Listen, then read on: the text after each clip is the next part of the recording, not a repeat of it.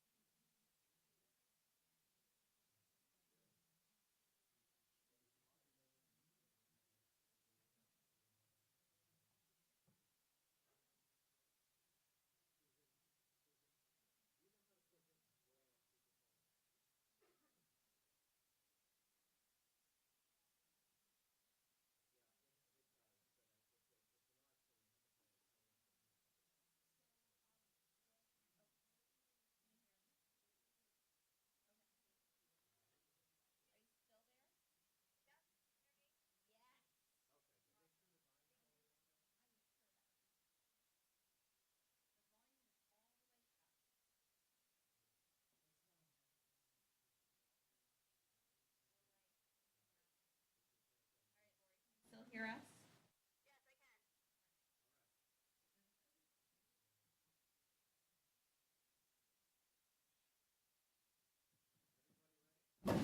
We need a warning.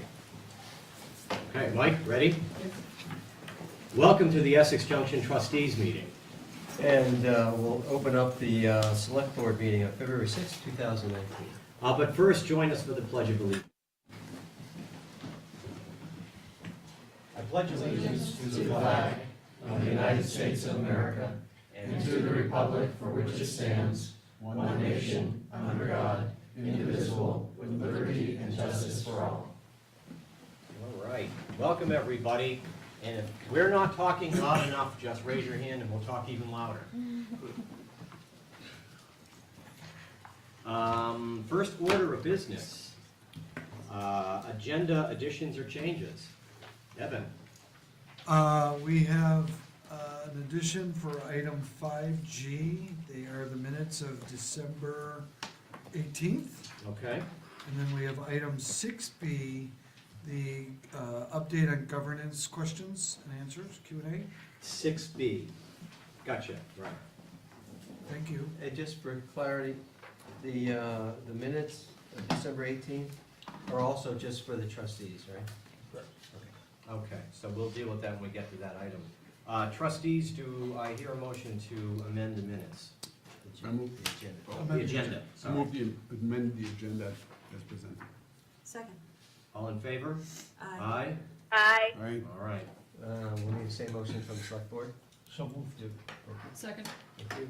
Any further discussion about amending the agenda to include these items?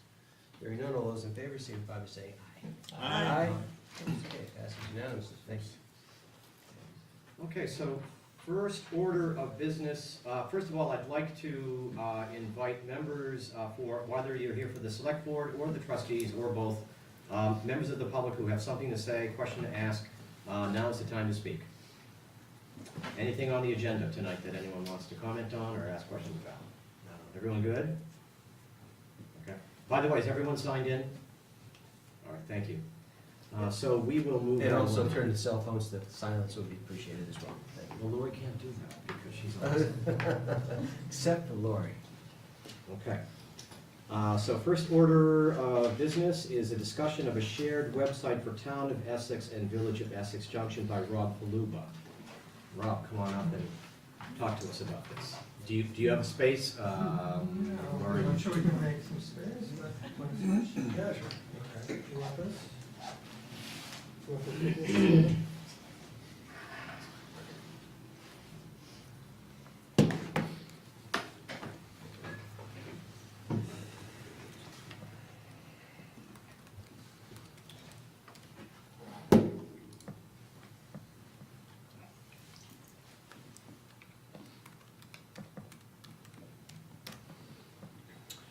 All right, well, thank you, everyone, for meeting with me, for having me here to speak.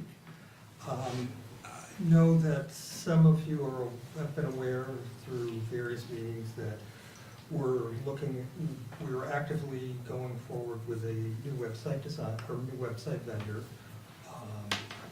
for our shared websites.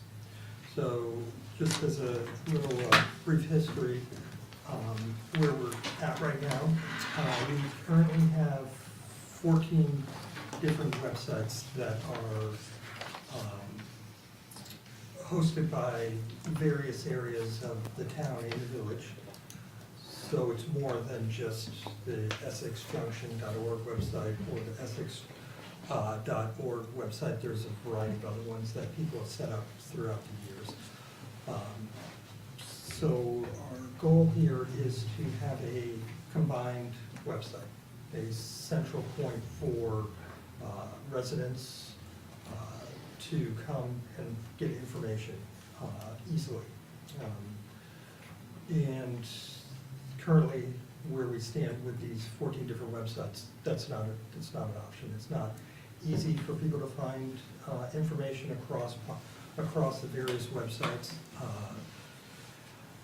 Within some of the websites, in particular the town website, it's very difficult to find any information. Searching doesn't work well. You can certainly hunt through it and find stuff, but I would have to believe that the residents and anyone looking for information on that would become incredibly frustrated. I certainly know myself would be frustrated if I was going to these websites and trying to find anything, basic information that should be readily available. So about 8 months ago, there was a group of us, Shannon Lunderville, myself, and Darby Mayville, started looking at different providers. And we had some criteria as to what we were looking for that brought us to 4 different providers. So one was Civic Plus, the other was GovOffice, which is the town's current website provider. We looked at EchoPixel, that's the village's current provider, and we looked at Revise. That's a similar website to Civic Plus and GovOffice. I think the town of South Burlington used them to convert their website recently, within the last year or two. So we looked at those 4 because they, aside from the 2 that are currently providing the service, the other 2 had a lot of the functionality that we were hoping to gain out of the new design. And so that was some of the criteria that we looked at. Let's see.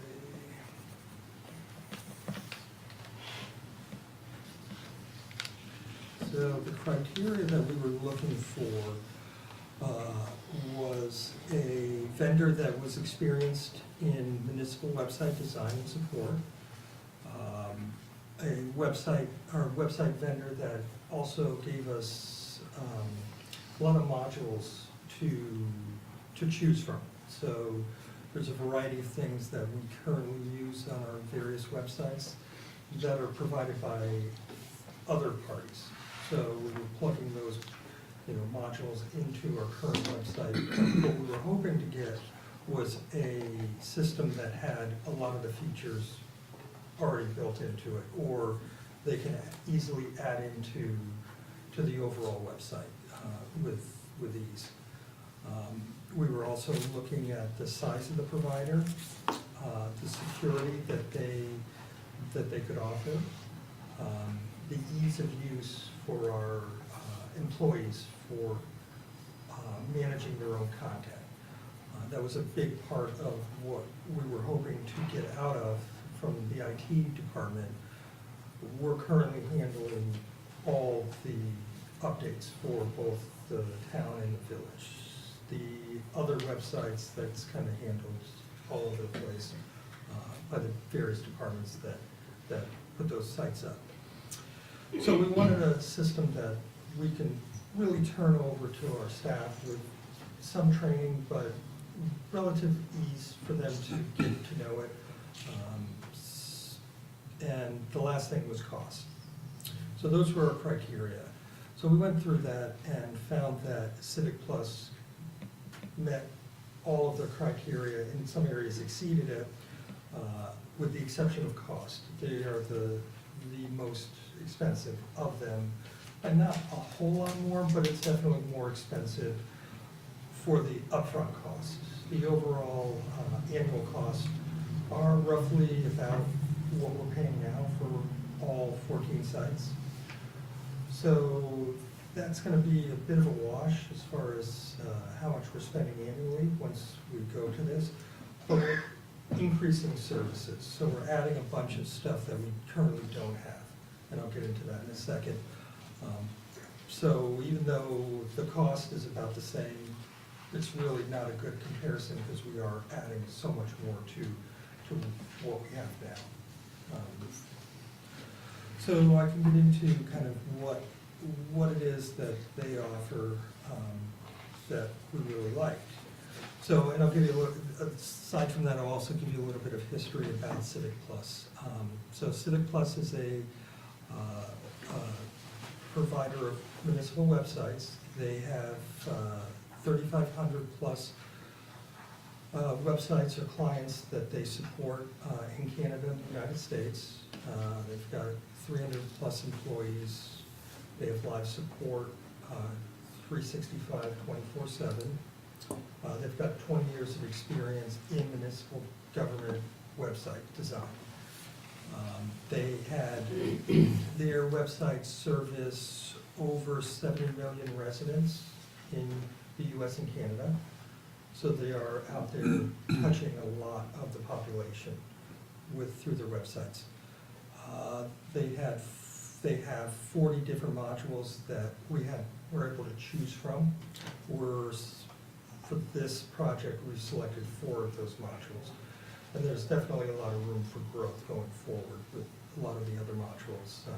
For example, they have an HR module for onboarding. There was one for streaming video and putting that up on your website. So there's a lot to choose from. But as far as this project, we've got 4 that we've chosen that I think are a good starting point for us. It certainly gets us to the next level as far as communicating to the public with ease. Easy for our employees to handle uploading and maintaining their content. Excuse me. So, continuing on, some of their other benefits, they are ADA Section 508 compliant, and that is the latest compliance with ADA for website. They have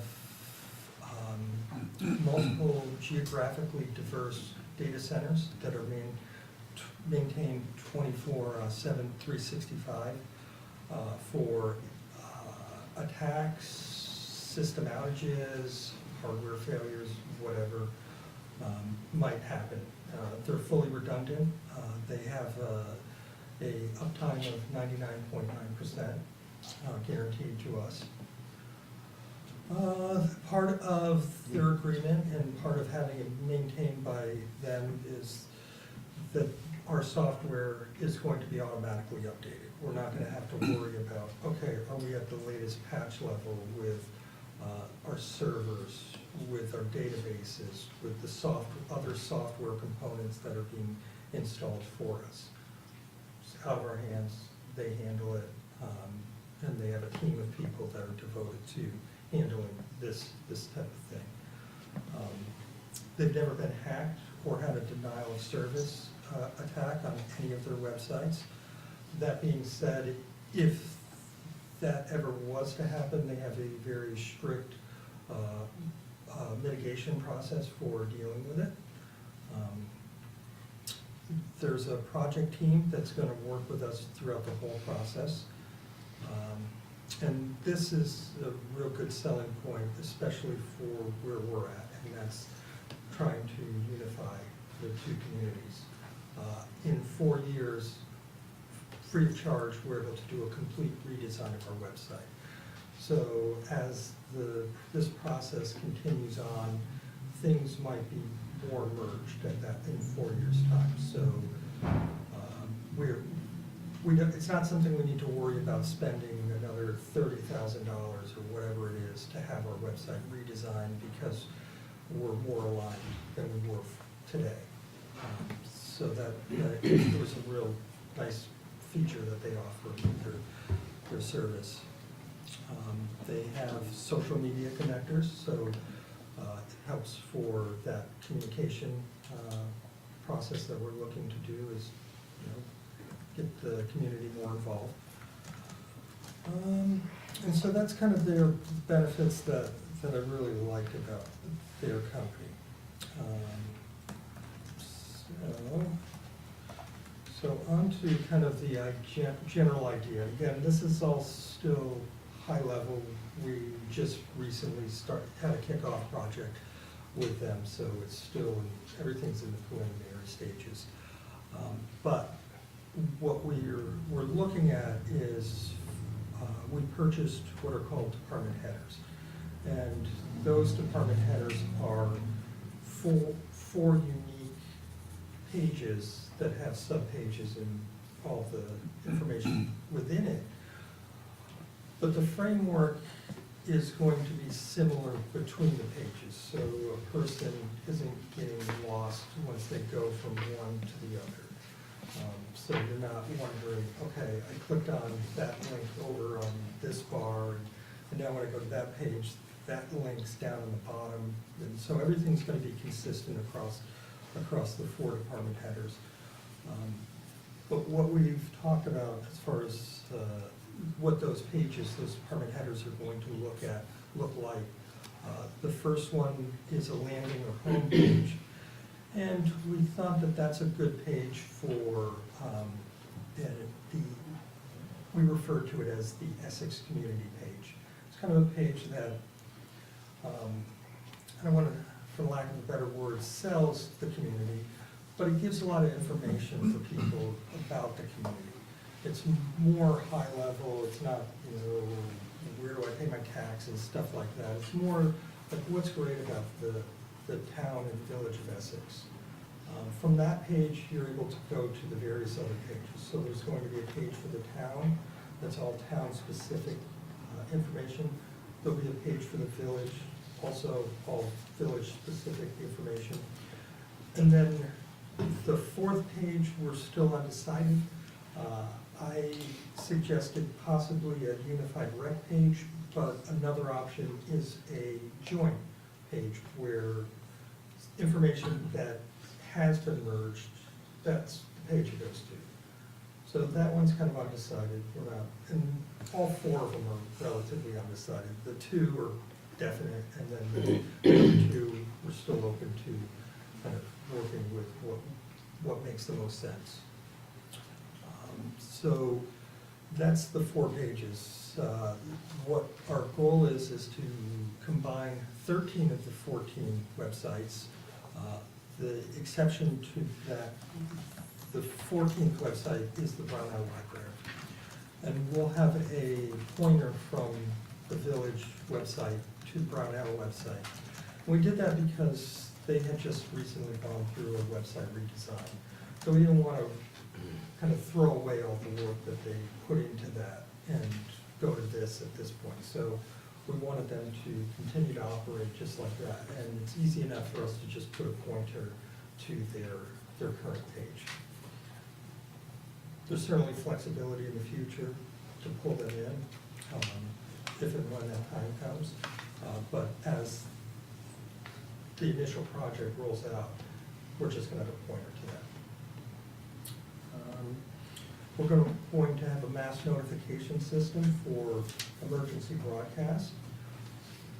Also for any sort of internal broadcast, so people can sign up for rec notifications, for library notifications, for public works, for general community information.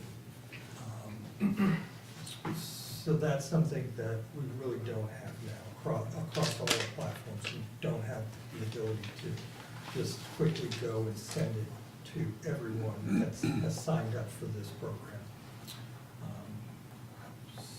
The benefit of that program is it's an ESRI map-driven program, so you can do geo-circles to specifically target certain areas for broadcast notifications. So like last year with the water main break, you could draw a circle around it and say notify the people that are in this circle that the water main is broken, or where you gotta boil your water, versus sending out a notification to the whole town. And then people are like, well, that doesn't really apply to me, I don't know why I'm getting that. And we're also, one of the other modules that we've purchased is a request tracking module.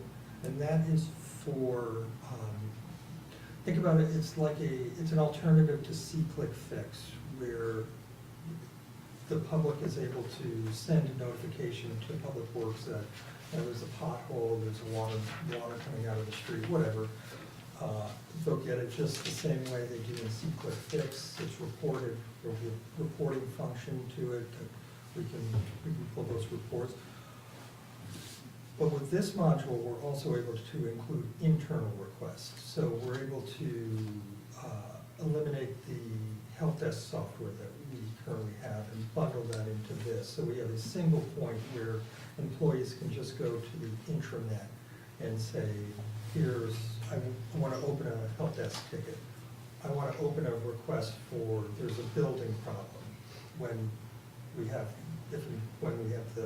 our buildings person, that's where the request will go. So that's kind of the idea of what the overall view of what we're looking at for the website design. Again, it's still very preliminary. And so I know some of the questions probably come up on why we need a new website. And I think if you just look at the town's website alone, you can see that it's dated. Aside from not being refined information, it just looks dated. It needs a refresh to begin with. But this is a good opportunity to bring everything into a single website that is easy to administer. It allows for, there's no need for cross-training of employees, so if we train the rec department to update their content, if they need someone to fill in for them, there's no learning curve on the system. They just need access to that particular area of the website to do modifications. So everyone will be trained on, everyone that we deem content editors will be trained on how to do this. And we can easily switch into different departments and help out where need be. Security it's a big concern, as everyone I think is aware that, that's a real common thing right now, that people are really concerned with security. And with a provider of this size, they have, again, a team of individuals devoted to cybersecurity. They're monitoring this stuff 24/7. And that's important. Some people might ask, well, it's just a town or village website, what's the big deal if it was compromised? Well, it doesn't look good.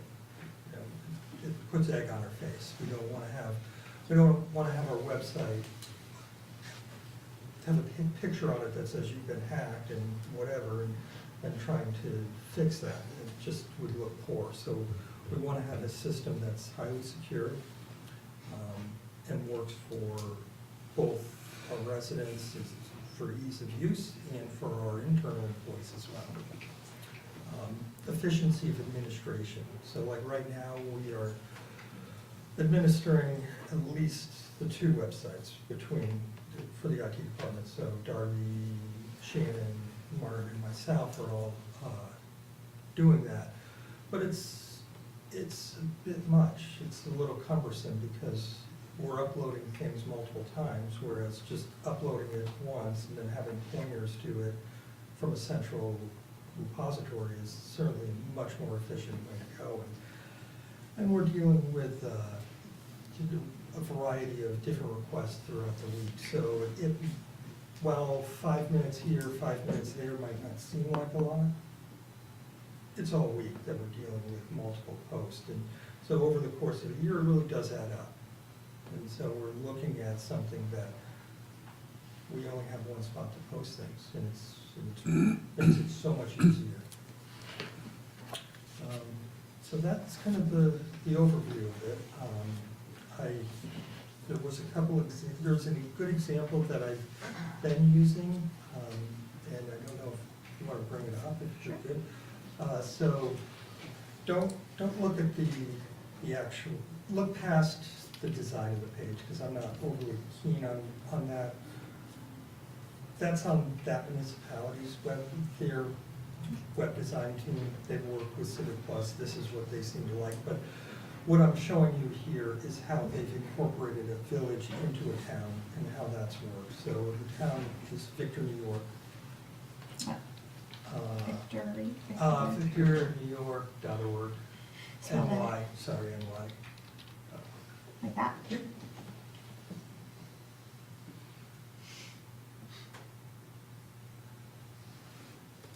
And so this is a town in western New York that's about 20,000 residents. They've got a village incorporated in their town, so very similar. So this is the main landing page for them. It's the town page. We're going to have an actual landing page that's different than this. But if you look on that button right there, the village of Victor. Yeah. So click on that, and then you'll see it's slightly different. The greens might be different, but that logo at the top's different. Again, I don't really like the overall layout. I'm not fine with the colors or anything like that. But that's all on us to decide. This is, when we're working with this, it's a blank canvas. It's whatever we want. But this is a good example that they have experience in communities like ours. Rob, can I interrupt you? Yeah. Could you go to the Village of Essex Junction website? Mhm. Thank you. I just want to point something out that was very specific that when we update, you scroll down, and here's the deal. We immediately see news, Mhm. okay? That was why we designed the website to be the way it is. As Mhm. soon as you land on the page, you get hit in the face with all kinds of stuff that's going on in the village. Sure. And that's what we wanted. We didn't want a pretty picture, and then you have to go dig into it to find the stuff you're looking for. Sure. As soon as you came to the Village of Essex Junction, it was, here's everything that's happening, and Yeah. and that's kind of a priority, Okay, okay? yeah, that's fair. I mean, If you scroll down, there's Bernie Sanders, and, there's all kinds of stuff, water bills are due, all that stuff, and so, that was really important. And when we talk about it, when we talk, the town needed a new website about a year after it was published, I think. But no offense, town. You got none taken. But I mean, we've updated ours several times, and so that concern is, I don't want to see us go backwards in time to something that because this really works, and Mhm. suddenly I'm looking at something that is more of a Okay, yeah. clunky thing. No, that's fine, I mean, those are valid points, and certainly as we get to that design phase, these are the types of things that we're gonna want to know, is what works now, what doesn't work, what would you like to see? Stuff that isn't in here, that you think would make things a whole lot better. All of that is absolutely something we wanna look into and certainly address. So, yeah, if that's a priority, by all means, that can be done. And that's kind of the nice piece of having these 4 department headers. So while the framework is relatively the same, within that page, the village page can have the news right on the front, and maybe the town page doesn't want that, or maybe we do. But either way, we don't have to go with one versus the other. They can be independent of one another and stuff like that. We were always thinking of it more, if I remember the conversation, think more in terms of New York Times as opposed to a website. Mhm. Like stuff, pictures, news, Yep. calendar of events, stuff like that just comes right at you. Well, yeah, I mean, it's something you want, it's a tool to communicate to the public. I mean, that's really what it ultimately boils down to. We're not in the business of selling stuff, so it's not a marketing, website. It's not that, it's for providing information to the public and internal employees as well. Yeah. So you mentioned that there would be a time to talk about design, so is now not the time to say there's some things that, I mean, you can certainly bring them up, but no, this is kind of just a high-level thing.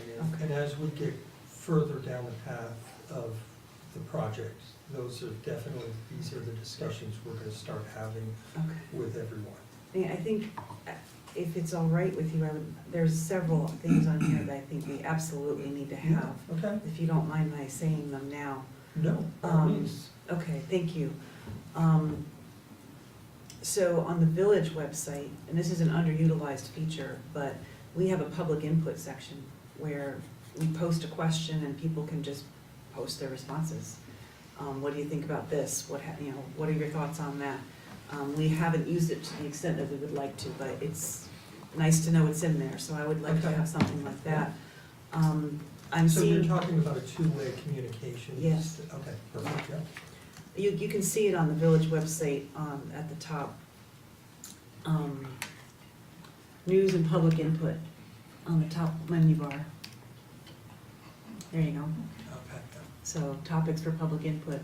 And it's not like a Facebook page where people just randomly post things, but we Right. specifically had a question about, what do you think of the design 5 corners? And that was a specific question and people responded. Does that get vetted? Does that go to someone before it gets posted? Darby, I Okay, believe, perfect, yeah. And I see on the Victory website that they have a pretty robust notify me section that Mhm. lets you choose what kinds of notifications you Yes. want. So I'm assuming we'll have And that's exactly a wide what. variety of choices, like Yep. meeting minutes. Yeah, I mean, it can get as granular as we want it. It can be high level. I just want Okay. everything to. Because village residents already have an RSS feed that they've Yeah. signed up for. so- Yeah, and this is to complement an RS feed, but it's more than that. So the emergency broadcast piece of it is huge. Yeah. We don't have that now. It's essential. Yeah, and it's. I'm a little concerned about the idea of replacing See-Click Fix. Hmm. I mean, we made a big effort to make that a Yeah. thing, and it's become very popular and Yes. useful. So can you, are there widgets that you can incorporate, or? Oh, yeah, no, it's gonna be built in. In fact, I had a meeting with,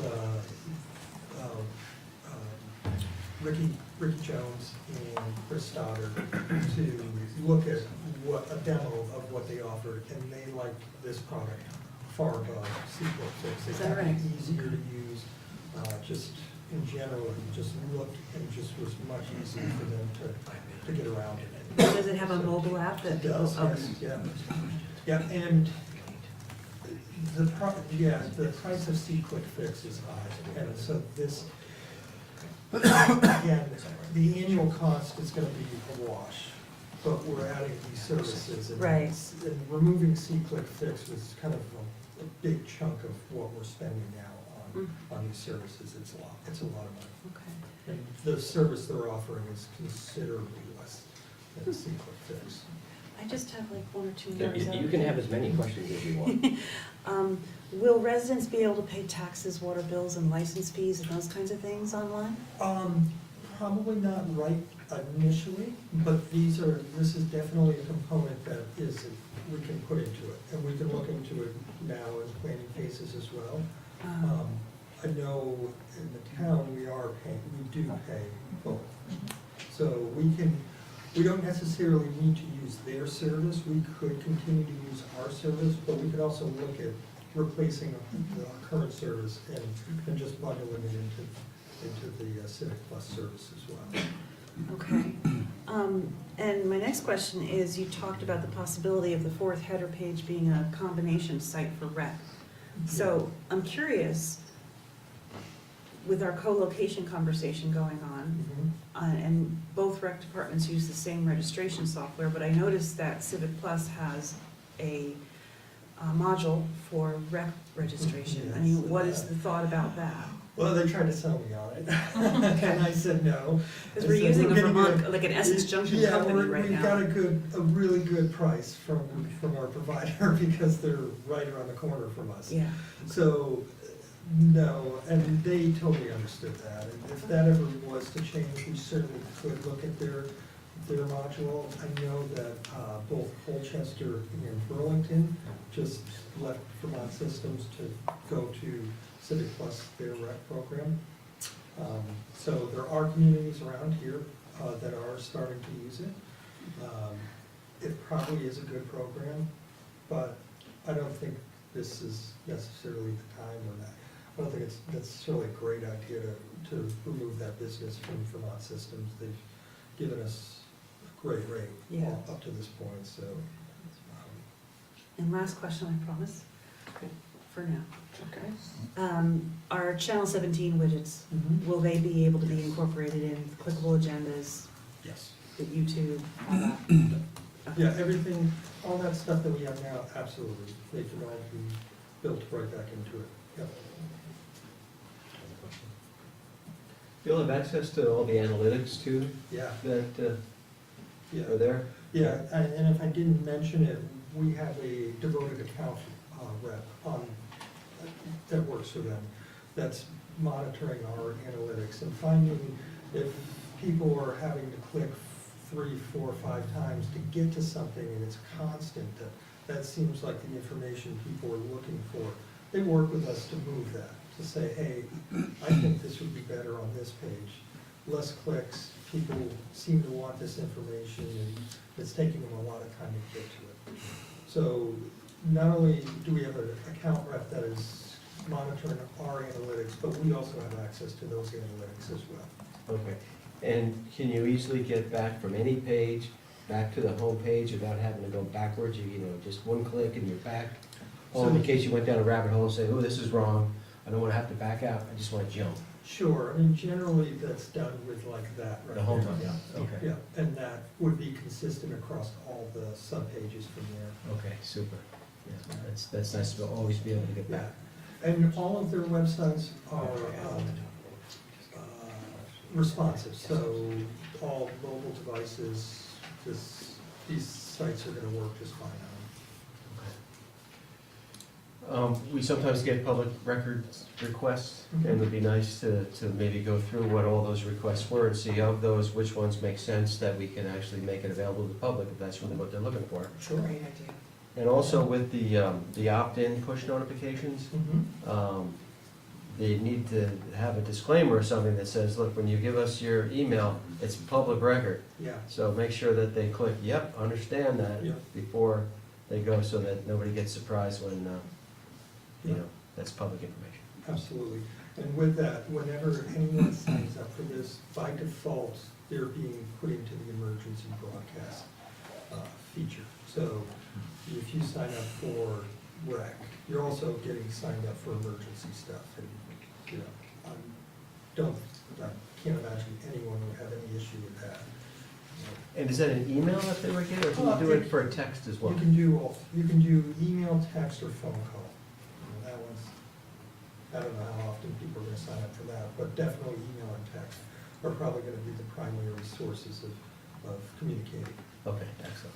And it's also, that communication can be turned on for two-way as well. So if the police they were actively responding to something and they were going back and forth, they have the ability to go back and forth through their text. But you also have the ability to turn that off if you're sending it out to the public, like, hey, the soccer fields are closed because of rain. You don't necessarily need that two-way communication for certain things. That's something we certainly can look at and address, but it has both two-way or one-way communication. Great. Rob, this is not a criticism, and I'm very impressed and happy about all the bells and whistles and security and everything, but I think it's important for me to, and my fellow trustees can disagree with me, but I do want to just note something here. Again, it's how this came to us, okay?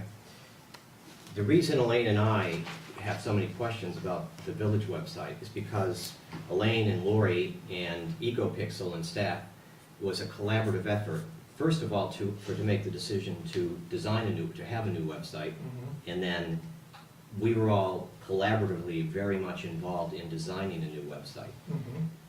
This has the flavor of a decision that was made by staff, and it's almost like a courtesy. It's coming to us, informing us that this decision has been made, and we're being invited to jump on board.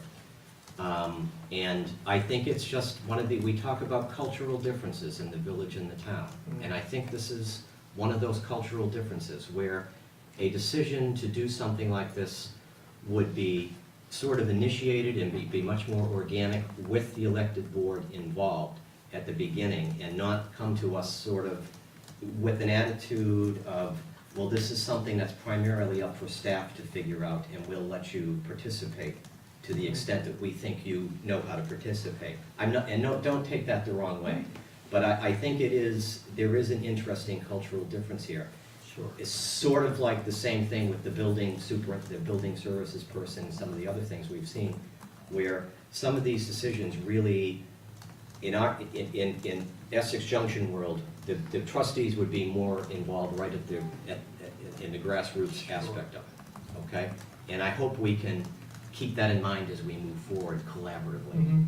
Sure. Okay. No, I'm sorry That's not, no apologies necessary, but I think this is something to note, and I don't know, did I misspeak, or? I would agree 100% with Okay. that. I mean, it's different here because we're smaller. And We're not really smaller in many ways, in some ways we're bigger. In some ways, but I would say that the trustee board is accustomed to being included in the genesis of the conversation. Sure. We're thinking we should maybe do the website, what do you think? Absolutely, go do it and come back to us, or yeah, we want to be involved. Sure, So, sure. I can appreciate that. Okay. Any other questions? This is Lori. I just want to reiterate, not to put more on it, but I agree wholeheartedly with George and Elaine. Not that this board does it, but the trustees strive really, really hard in our communications with our community, and I think our website and our involvement in it was a big step forward in that. And so I just want to make sure everyone keeps that in mind as we move forward. Fair enough. Irene? Are we too late to make recommendations? Are you bringing this to us for our feedback, or are you just bringing this as an FYI? Because it no. sounded like you were open to hearing our feedback. Yeah, and again, we still are in that very preliminary phase, so, but no, I'm happy to hear anything. I mean, that's good. I mean, at least as we move further along, these are things we can be brought back to. So, yeah, no, go. So I have a question. Yeah. When you talk about the 4 unique pages, and I guess those are more like areas that you would send someone to, I'm not sure on the Victory website, for example, whether those pages would be the ones at the top, or whether they would be the actual buttons. I'm just trying to envision, not that they would look like this, but where do you envision them being Yeah, I mean, these are things, placed? Yeah, I'm not entirely sure. Okay. I mean, there's a variety of different ways to do it, but certainly nothing on the side. We've done with sidebars, so that's all, Okay. that's gone. So it's definitely, you're gonna see those top menus and/or that middle menu. But, yeah. So I have a bunch of questions, can I just reel them off? Sorry. Your turn. What is the deployment date you have in mind for this? Yeah, so we're looking at probably the end of September is the rollout. Probably by the middle to end of June, there will be some sort of demo that we can start to show people and give you a good feel of what we're looking at. And there probably, even before that, there'll be mock-ups and stuff like that that we can certainly share with people and get some feedback on as well. As you're putting this together, do you foresee having pointers to the existing 13 or 14 websites so that people get a sense of, you know, if you want to find fire, it's under this outside the village header, or this town header, or this consolidated header, or, I mean, could people get a sense of that by you using pointers just temporarily before No, you we can just redesign all the keep pages? those addresses and point them to the specific spots within the Okay, page. great. That won't be a problem. Because I could see that Yeah. actually redoing 14 websites and putting them in that format could take forever, but to have pointers to them in the meantime might be just a nice way for people to get used to the new. Well, that and anyone Format that has a page, yeah. bookmark and stuff, it'll just bring them to the new page. Nothing will change as far as the address they enter. So, Okay, well, that's good. Because, I mean, at some point, EssexFire.com or whatever it's called is gonna go away, right? yes. So. I mean, no, we have to can keep find it. that, we're gonna keep that domain name. There's a- Forever? Yeah. Okay. Yeah, we don't wanna lose it. We own it Okay. now, so there's no reason we would not want to, Okay. we would wanna lose it. In fact, there's one or two that I just bought recently, just so we have, I think you told me one. I forgot what it was. Essex, from EssexVT.org, I think Yeah, I is one think we that's, grabbed. one or that or Vermont, so, we've got a variety of domain names, so other people can't grab them and try to make it look like they're our community. Yeah. So we talked a lot about, using the word town, because town is gonna be one of your projected areas. And yet, town means a lot of different things to a lot of people. So like if we landed on the Town of Essex page here, and village was like the first button in the middle, and you had outside the village stuff on the second, or consolidated stuff on the third, you know what I'm saying? Yeah. Saying town doesn't help anybody if that's an area, because that area could have so many different definitions. So I think when you're looking at your 4 unique pages, or the 3 left after you have a landing page, I'd ask that you keep that in mind, that there's Something that's different groups. more descriptive, is that what? And just more accurate, you know, Yeah. outside the village planning isn't town-wide planning, even though we call it town planning. Sure. But town assessor is town-wide. Yeah. Town clerk is town-wide, so if we're not gonna make the whole website Essex, the town, consolidated or not, and then, one of the buttons is village for village-only things, I just think we have to be really careful when we Yeah. allocate those 4 pages to make sure that they not only make sense, but then going forward, as we consolidate more things, it's a natural progression to not having to open up new modules or shut down modules, not new modules like system Yeah. modules, but areas, because I think whatever areas you set up now should be perfectly sensible, like, I think this Victory page is probably the whole town of Victory, Victor, sorry. So the village of Victor, as long as there's a town of Victor that has even one department and one budget thing, is gonna have that button in the middle. Sure. If it fully consolidates into the town of Victor, maybe that button goes away, but, Sure. and we're talking about maybe doing that here, but we haven't come up with that yet, so I would expect the Village of Essex Junction to have its own button. Mm-hmm. But not necessarily outside the village to have its own button, not necessarily for consolidated to have its own button. So I think just thinking through Mm-hmm. what are we as a town, and what does that mean, that word town, is extremely important. Mm-hmm. Yeah. Great. So one of the things we've been talking about internally a little bit is a lot of what we're trying to do here is make it more customer friendly for our residents. And we just physically every single day, we have people who walk in and they're looking for, they wanna pull a building permit. and they'll walk into 2 Lincoln Street, you can tell them, no, you have to go over to 81 Main Street or vice versa. So part of what we need to figure out with this website is when somebody comes in and they're not quite sure if they're a town resident outside the village or a village resident, but they just want to get a building permit. We have to figure out a way for them to click on building permit and then figure out if you live inside the village or outside the village, and then direct them to that proper space. And that's some of the back web stuff we're gonna have to do here. But kind of looking at it as a town government functions and village government functions. And if somebody knows that they need to get a village building permit, they can click on Village of Essex Junction, building permit. If they're just building permit and not sure where, trying to figure out how to direct them. So those are kind of the conversations we're having of how to best serve the residents through this website. And one of the other things with that we talked about is that if there are forms or any sort of documents that are the same, you can, regardless of where you click on it, if it's in the village side or it's in the town side, it's the same form, it's the same repository where it's stored. You don't have to store it in 2 different places and upload it there. You just click on it once and there it is. Yeah, I have a follow-up. Go ahead, yeah. I have a follow-up on that. I'm glad you said repository. So what is the document storage plan for Civic Plus? Does it come with server space? And are you, what is going to be the process for determining how much history goes up there in terms of meeting packets, minutes, Right. plats, all that kind of stuff? Yeah, so we start out with 25 gig of available storage. So it's a fairly large, fairly good amount, especially for the type of stuff that we're storing. Relatively, the files are relatively small, excuse me. Where that becomes a problem is if we start to look at storing video.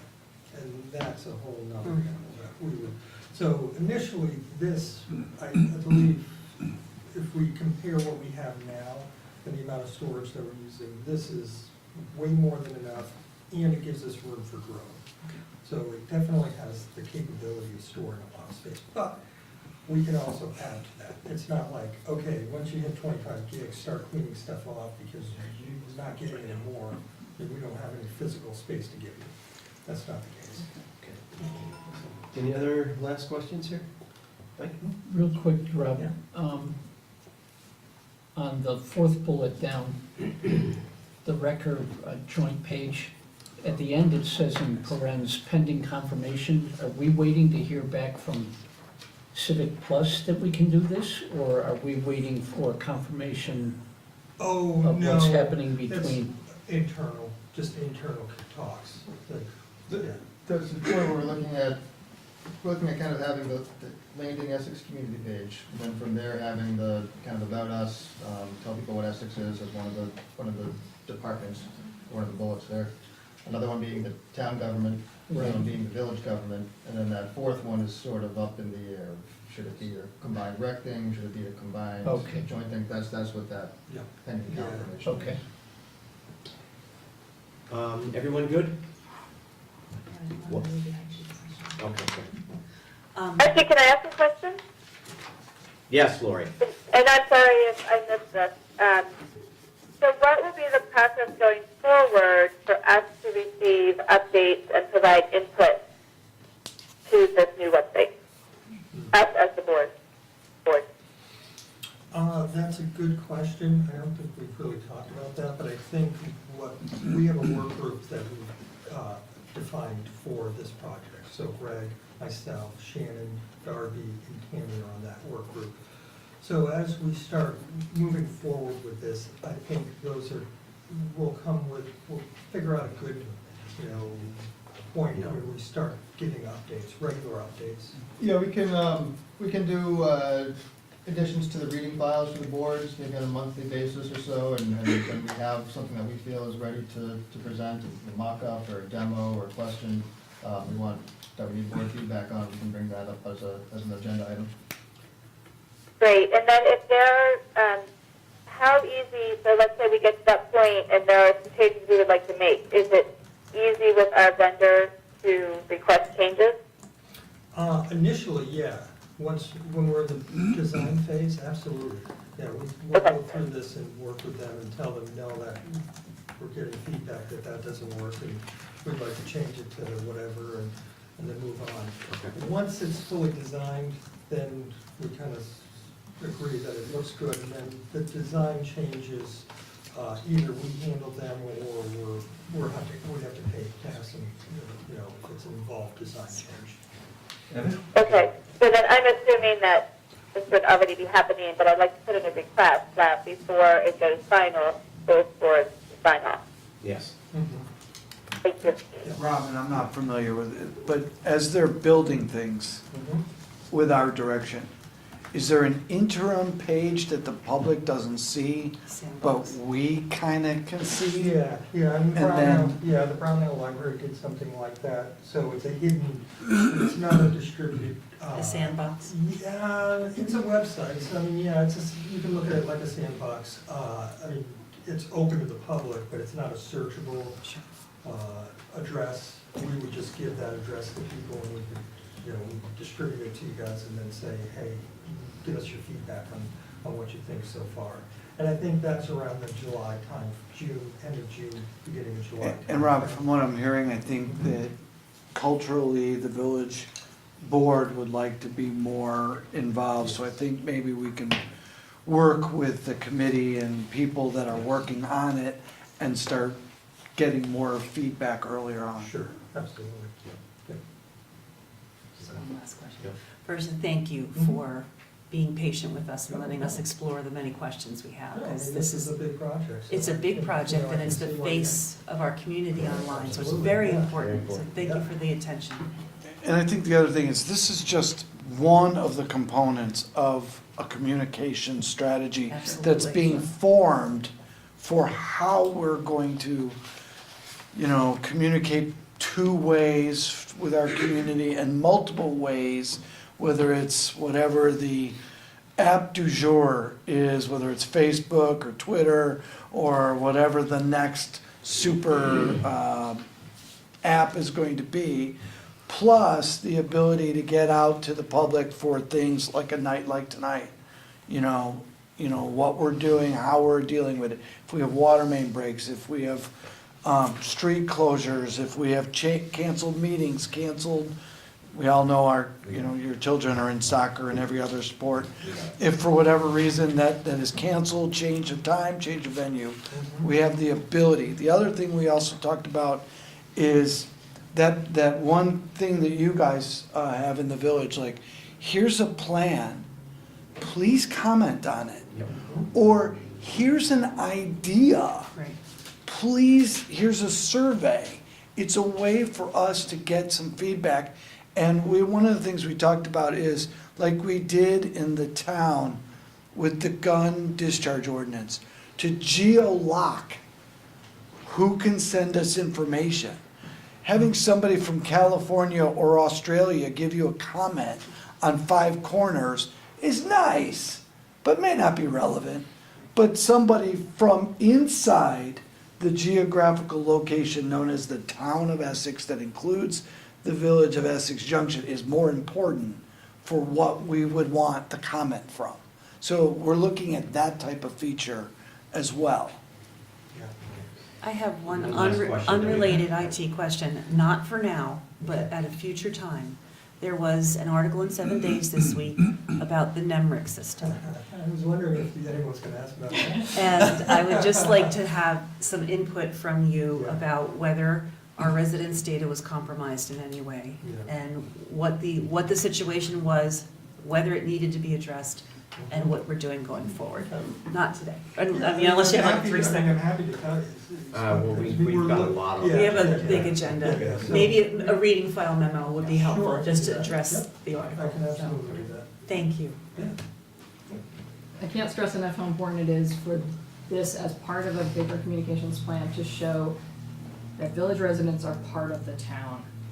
And nothing says that they're separate to me more than having 2 different areas, one for town, one for village, as you've mapped out here with 4 different pages. Yeah. And so I would just caution you, that doesn't reflect reality, and it doesn't send to me the right message that we're all one town.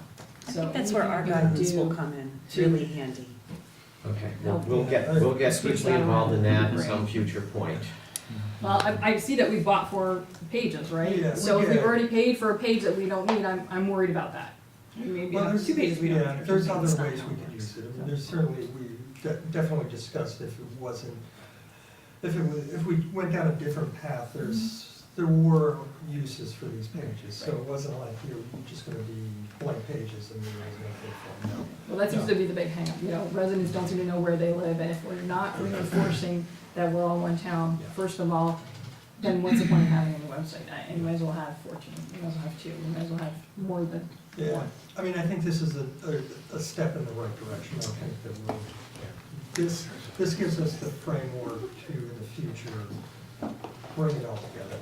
And I think this And it's is. simply time for the town to be having an update on the website. For sure. Any other questions, comments? Thank you for that. Rob, thank you very Thank much. you guys. Thank you. Thank you, Rob. Appreciate it. I'm gonna I'm ask working. for the board's indulgence, because due to the weather, we had some members of the public couldn't be here right at the, members of the public audience comment to be heard, and I think we've had someone come in after that, and I would, if it's with the board's indulgence, I would like to give this person an opportunity to speak. Is that okay? Everyone okay? Absolutely. Rough weather coming in. Ma'am, would you like to talk to us? Yes. Could you state your name for the record? I came here in 1918, but I have some discrepancies on the behavior issues as far as non-discrimination. So now I am working on a grant for Vermont Women's Fund, and I was trying to see if I can get municipality to help me with it. It's only $10,000. It's 1 year time for 10,000, then it can progress into 2 year for extra 10,000. And it was really, the sponsor would lend credibility, it would receive and acknowledge charitable contributions, it will request records, it would communicate regularly with projects, and it's basically something I wanted to do for viable careers as far as non-viable and non-pregnancy, for investment in economic services for low-income women also. That's just basically it. I would really like the signature to be a sub-grantee and communicate with production of the community of Essex Junction. There is land up in Route 15 that I was really dedicated with. It's about 5 acres and $90,000. And as far as the donor portal with it, everyone can go up to Vermont's Community Foundation. The deadline is tomorrow, but I don't see anybody in the community that has worked on it. So I got up and seen the board today to see if I can get any support on that. Okay. So you're looking for a grant for the Vermont Women's Foundation, is that what you're saying? No, I'm trying to be a sub-grantee and get a physical sponsor.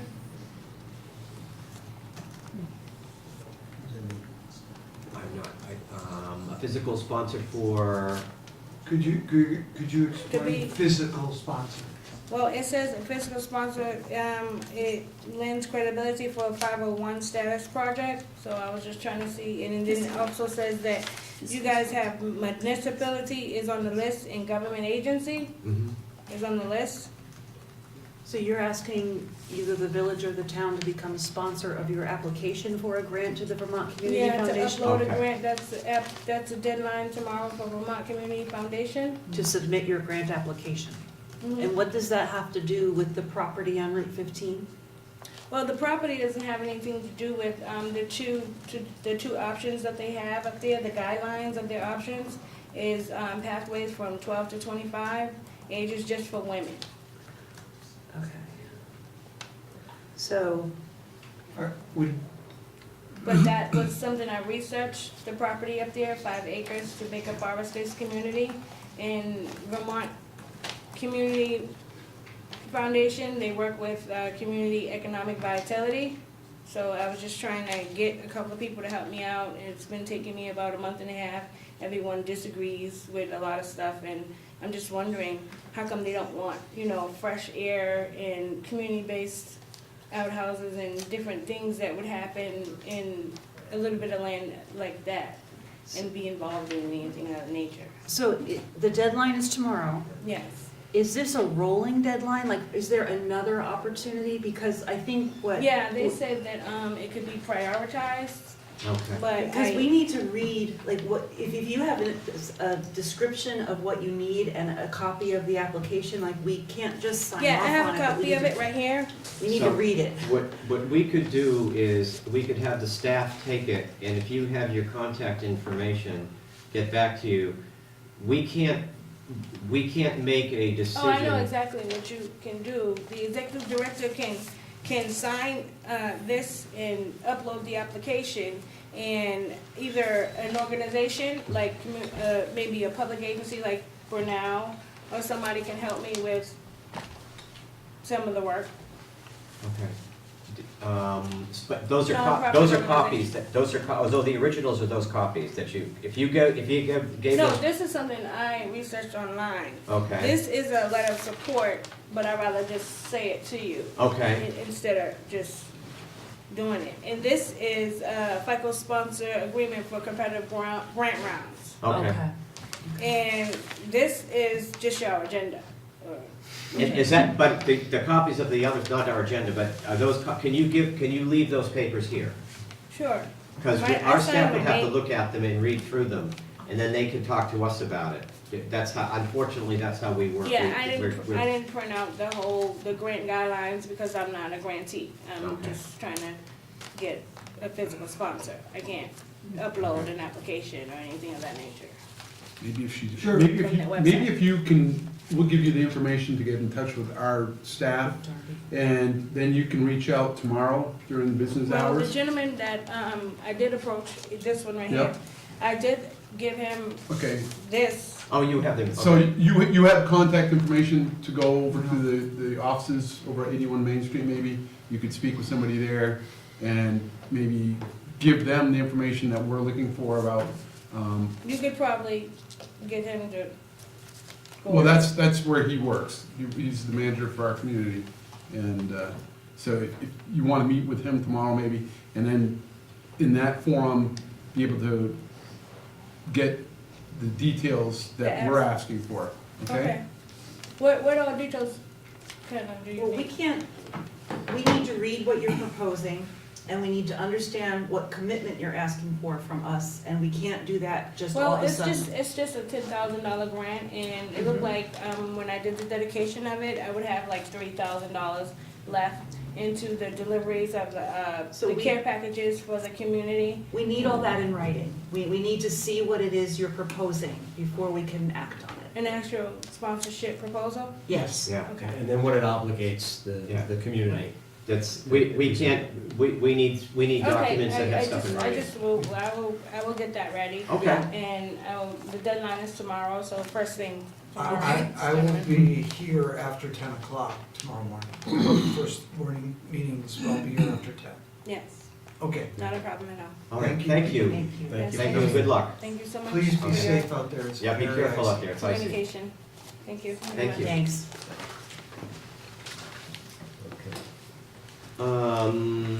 Next up, I'm gonna try to move us quickly here.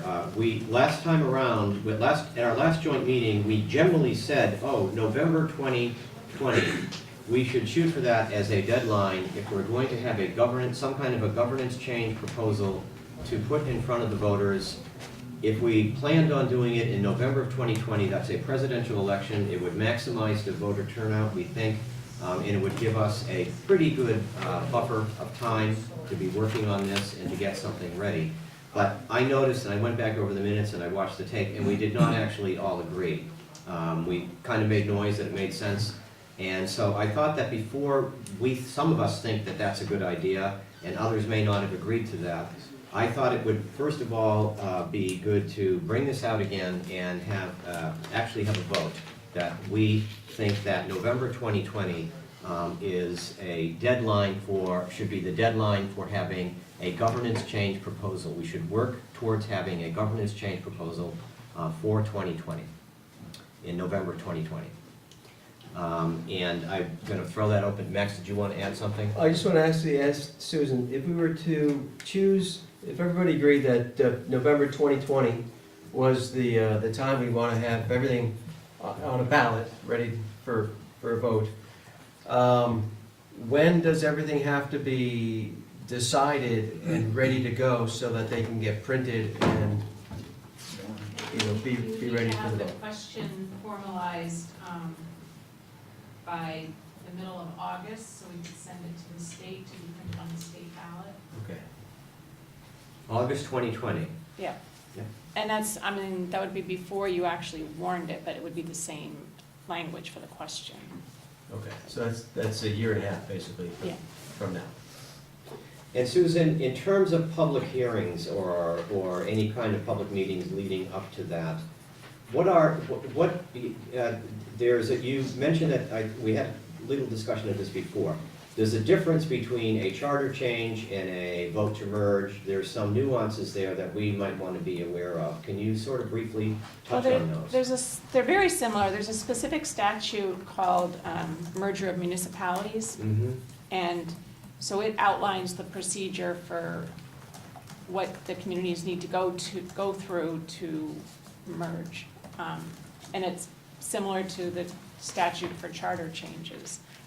But this would, the merger would require both the municipalities, their legislative bodies, to approve by a majority the plan of merger. Okay. And once you went through the process, there'd be 2 public hearings, there'd be the vote, and the vote would be on the plan of merger. Once, if that was approved, the plan of merger would become the new charter for the new merged community. Okay. But there's no difference in those two for the timeline. The timeline is the same. It's similar. There may be slight differences in the number of days you need to warn public hearings. Okay. That's something I wanted, that's something I would want to finalize with the attorney that you've hired to deal with these matters. But August 2020 is what we need to be generally shooting for. Anything that we're planning to put on the ballot in November of 2020, we'd have to have it wrapped up and ready to go by August. Right. And one other issue. So now, if it's something would have to be voted on by all town voters and by village voters, and so it'd go on the statewide ballot it'd go on the state ballot for town voters, but then the village voters would be a separate ballot. Is that correct? Yes. Okay. Okay. Andy? I'm questioning that because I know I've read all of the merger plans that I could find in statute, and some of them, they explicitly state in their merger plan who has to approve the merger plan in order to make it valid.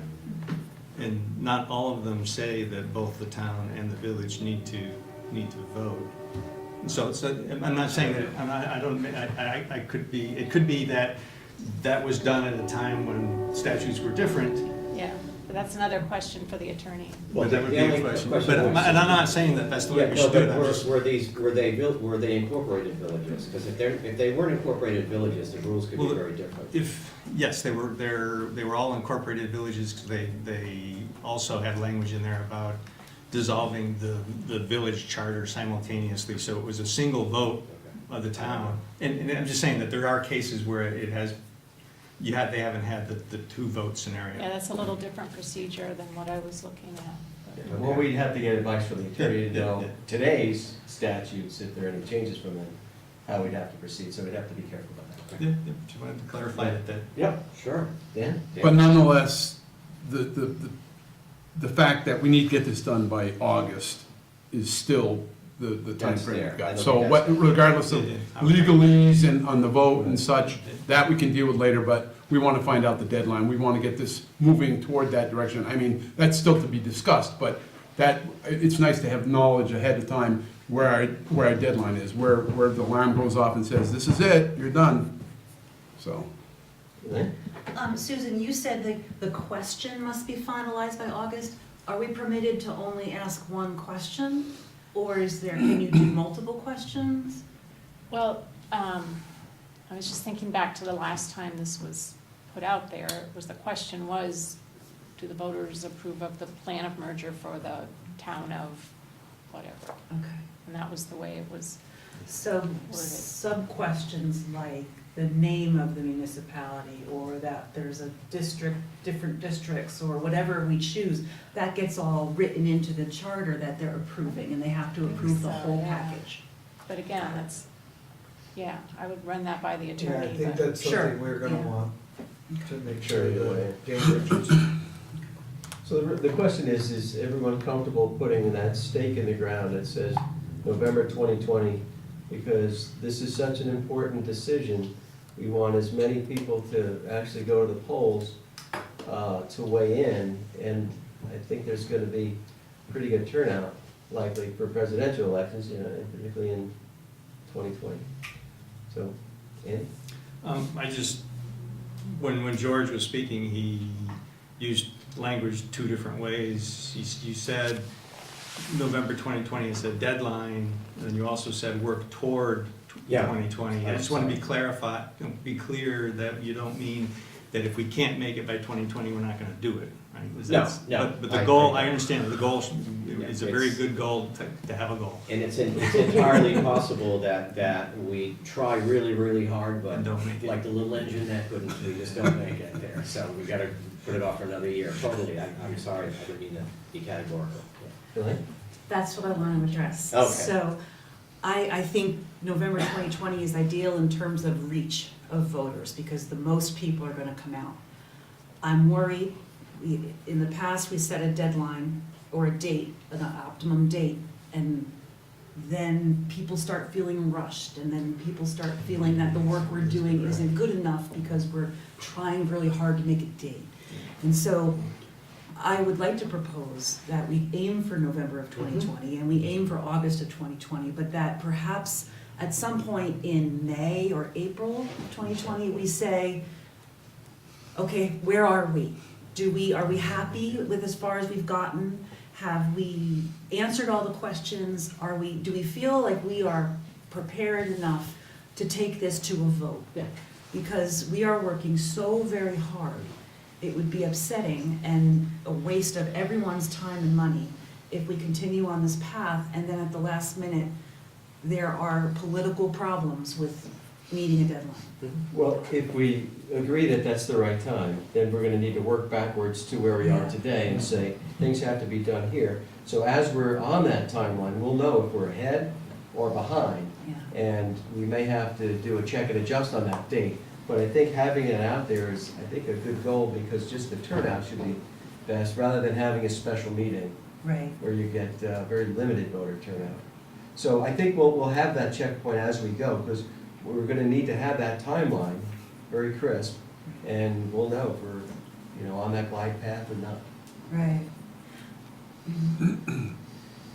I mean, And is the end product for November 2020 definitely a complete merger, or could I- it just be codifying some I of the think we MOUs? I should- mean, are we specifying what that is, or can we just specifying a date? I think voting we on should, something. my feeling is, Something. Irene, is that I think we should call it a governance change proposal. I don't think Okay. we should get too specific at this point, Yeah. because I think as soon as the more specific we get, the more, I don't know, kind of boxed in we I get. just, so. I know that by doing it department by department and step by step, people have bought in really well. Right, And I would love to see maybe a 2020 vote on certain things we've already done that people have lived with for 5 years, but then maybe a vote 4 years later or 2 years later, whenever we see the next big bump in voters coming to do other stuff. And I wouldn't want to just try to eat the elephant all at once just because Yeah. 2020 is looming large. And I don't know, I Let me- want to I- go with what we're confident people are happy with Yeah. and can understand, because you know how these election years are. All the oxygen's taken out of the room by all the candidates running at every Other government stuff level, going on, and trying to get a word in edgewise or a word in the papers or even an ad in the paper about what we're trying to do could be really difficult. Right, exactly, I agree. I couldn't agree more. I mean, I would say, I'm not gonna make the motion, but this is what the kind of motion I would make. I would say something to the effect of that the trustees work with the select board to develop a governance change proposal for voter approval in November 2020.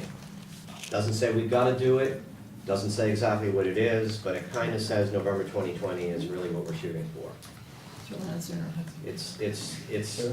It's adequately vague. And then, not tonight, I guess, but in a subsequent joint meeting or sooner, we would start mapping the work that has to be done, like what we'd have to, if, Well, what can we Well, I realistically think that's the accomplish next, I between think that's now the and next, April? I think that's the next step, Elaine. I think that's something we can talk about, Got it. right on the agenda after that. But I think that we want to nail this down first Mhm. and get everyone's feelings about November 2020. Andy, your thoughts? Is that November 2020 reasonable? Yeah, Okay, Dan? Oh, yeah, certainly. I mean, I just, the whole thing Okay. that, of what, I'm not really worried whether it's a merger or what, but some kind of governance Yeah. decision. That's a good goal. Okay, so I will make a motion that the trustees work with the select board to develop a governance change. Well, Ask if Lori has comments. Laura, do you have comments? No, I think it's a good plan. I will say my focus is on the governance, and so that's what I hope we continue to focus on. I'd like to just check into with Mike and Irene Okay. about the 2020 date. That Oh, makes sense to you as well?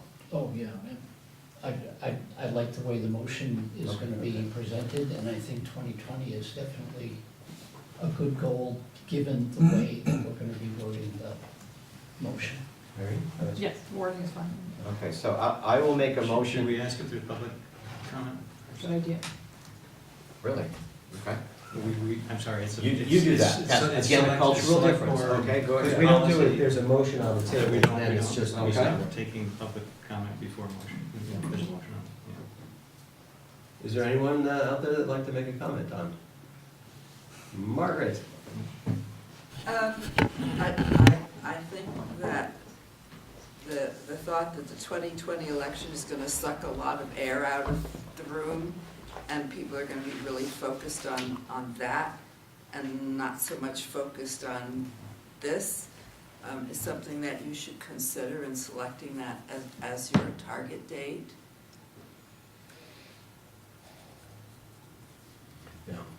You will get a lot of voters, Yeah. but yeah.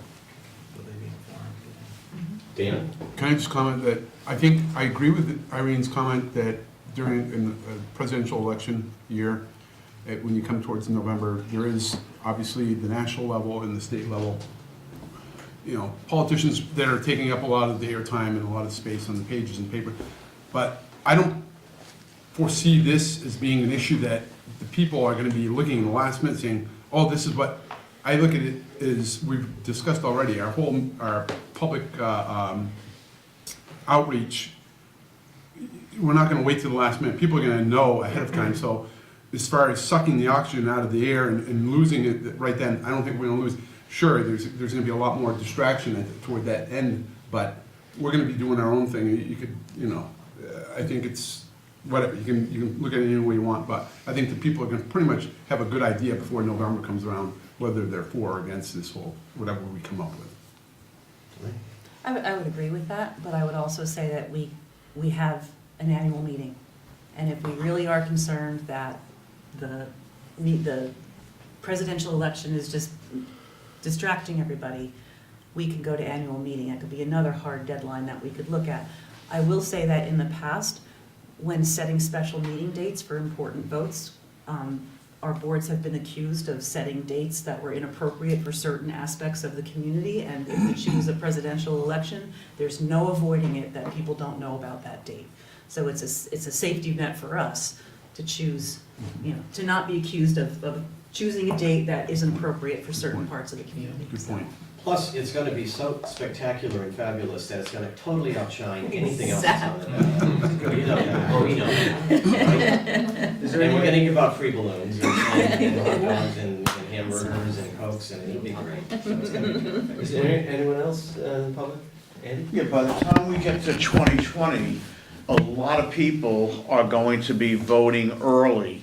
Will this be addressed in any way that you can vote early? That's Susan, take it away. Great question. It'll be, Absolutely. it'll be on the ballot, that people are gonna be requesting the statewide ballot, So yes, they can vote early. and it's gonna be right there, and that's the reason that I'm saying they need to get the wording in early, is so that that ballot and the separate village ballot can be printed Really good. in time to send those out to the early voters. Yeah, good point. Well done. Anybody else? What is your name again? Andy, sometime. Okay, so I'm gonna make a motion that the trustees work with the select board to develop a governance change proposal for voter approval in November 2020. I will second that. Okay? Any further discussion, Lori? No, I'm good, thank you. Okay, all in favor? Aye. Aye, opposed? Aye. Okay, so that's 4-0. Andrew Brown is not here. Who would like to do it further, Selectman Mike? Kathy, if you can, I'd like to just swap that we propose at the select board. Just swap the select board and the trustees in the same wording that okay. George just did, Okay, okay? yes. Is everybody clear with that? What that is? Okay. Do we have a second on that? I'll second that. Thank you, Andy. Any further discussion about the motion to work with the trustees on this? Hearing none, all those in favor signify by saying aye. Aye. Opposed? Okay, motion passes unanimously. Great, thank you. Fantastic. Okay, if you don't mind, Max, I'll go right on to the Sure. next one, and you can jump in if you want to. So, review of governance subcommittee final report and discussion of next steps. This is the same document that you saw at our last joint meeting, but we had so many other things on our plate, we really didn't go over it.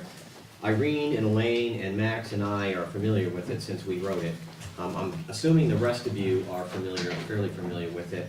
I think that it's not so much the report and what's in it. I think that the commitment that we want to make is that by our next joint meeting in April, Evan, April is our next joint meeting. April That- 10th. That we will, that I want to say, first of all, I want to get, first of all, assurance that the governance subcommittee process has your continued support on both boards. I think we got that last time.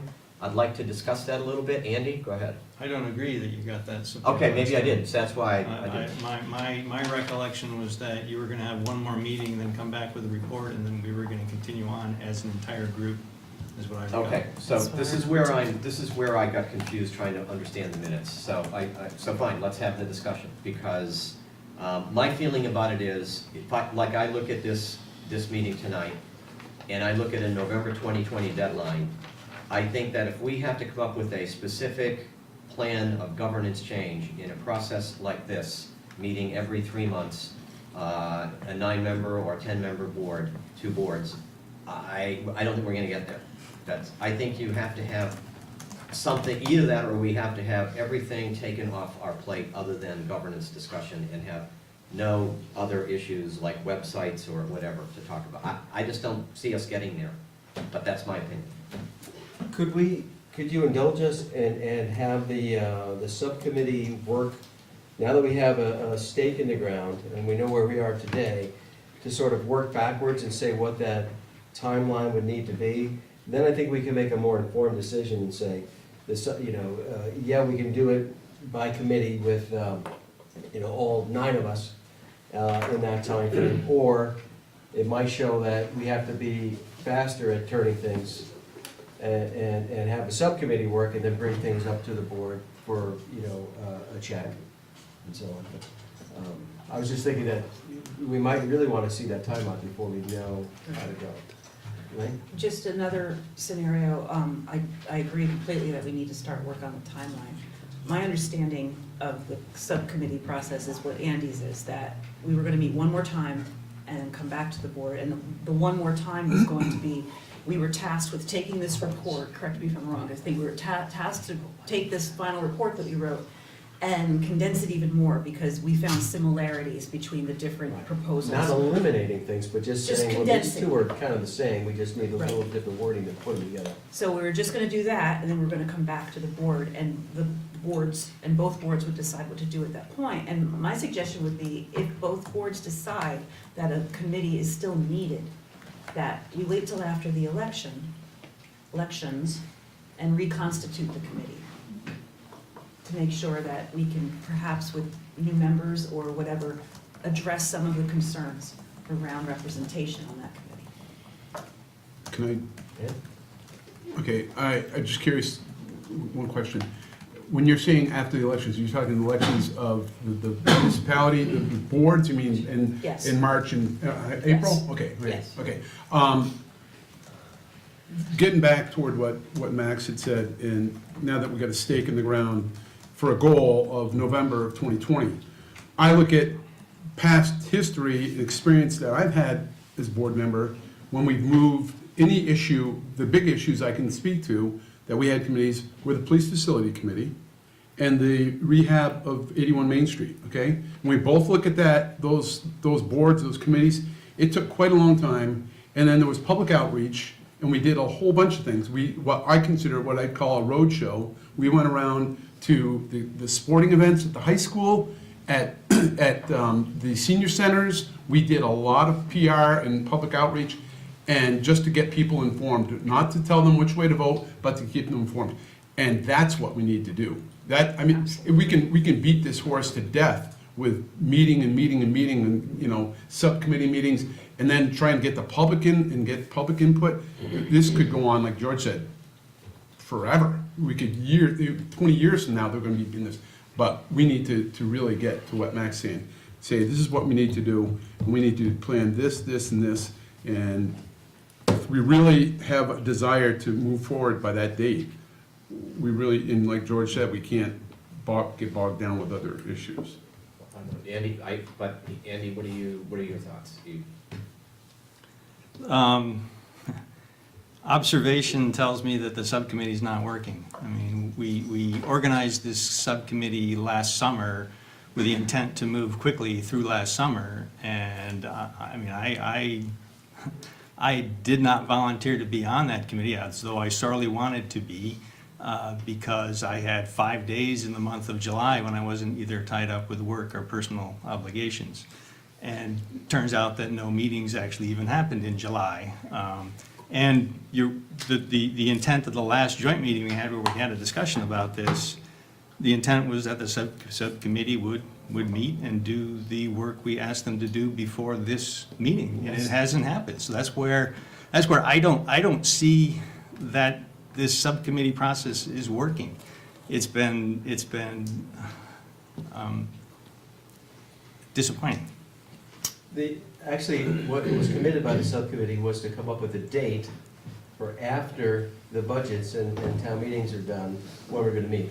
We never promised that we'd do this work during the budget session, so I just wanted to clarify that. When you check the minutes, and I'm pretty confident that's right. Well, all I'll say is I would disagree somewhat with what Andy's saying. Maybe it doesn't, subcommittees, what they've accomplished to this date doesn't satisfy what his expectations were. However, I would contend and say that the subcommittees presented us with options that have been vetted through legal, counsel, and that is an accomplishment in itself, okay? And that's narrowed the process down from where we were back a year and a half ago or whatever when we started this whole thing. So I think that's a positive thing, and I've reviewed them and I have my opinions. I think that's something we should be discussing at some point, whatever we decide the time frame is to get this done. But I think that's great. I looked those. I have some questions, but when we get to that point, I will pose those questions. Mike? I couldn't say it any better than the way Dan just said it. I think the subcommittee really has done exactly what we've asked them to do. They've taken a salad and they've condensed it and they've consolidated it and they've organized it for us. And I really think at this stage of the game, to ask them to have done any more than that around budget season would just be absolutely unreasonable. I also agree with George. But I don't know how you have joint meetings with just this on the agenda. It's really easy for me to sit here because I'm gonna be here through March and then that's gonna be the end of it. So it's really easy for me to say this, but I don't see how you can have joint meetings between these two boards and have this be the only subject you're gonna talk about. There's too many other things going on that require both boards. So I think you have to have a special meeting where just this is on the agenda and continue to meet as a dual board and take care of the town's business. So you're saying yes to the subcommittee or no? I'm saying yes to the subcommittee. Okay. Resounding yes. Okay. Just in Just wanted case to there was clarify any that. question. I hate to say this just because of the staff time required, but should these two boards be meeting more often than once a quarter? That's what I'm talking That's what you're about. saying? Well, what are your thoughts on the subcommittee continuing? I'm fine with it. You're fine with it? I mean, If it's needed after we present the report, we were asked to report, you know. Yeah. That's up to the joint boards to say, not up to me or. I'd add, Andy, that is your, I don't mean to put you on the spot, is your reluctance that you just want to participate, you want to be involved with it? Because I think we can arrange that. We spend more time talking about the process than the content on this, you know, right? We've never actually had a discussion about the various scenarios. I don't recall us as a group joint meeting having in-depth discussions on the, all we're doing is talking about the process.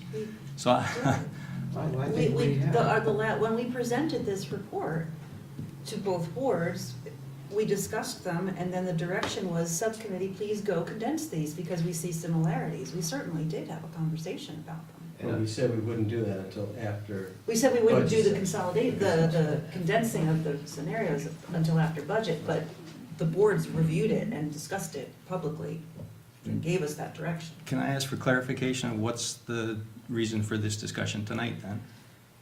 What are we talking, why are we talking? Because I want to, because, specifically because there has been, you and I thought we had some other questions about whether we should proceed with the subcommittee process or not, or if we should try to have some other process. And what would that process be? I don't know. All I'm saying is that as Dan said, I can't, my experience is, when you have a complex issue like this, it's the whole reason you have committees. It's pretty much the whole reason that the charter empowers us to appoint committees or form into subcommittees that are single issue, single focus. Staff can't put other things on the agenda, and that committee just drives and gets a single piece of work done. And that's the only reason.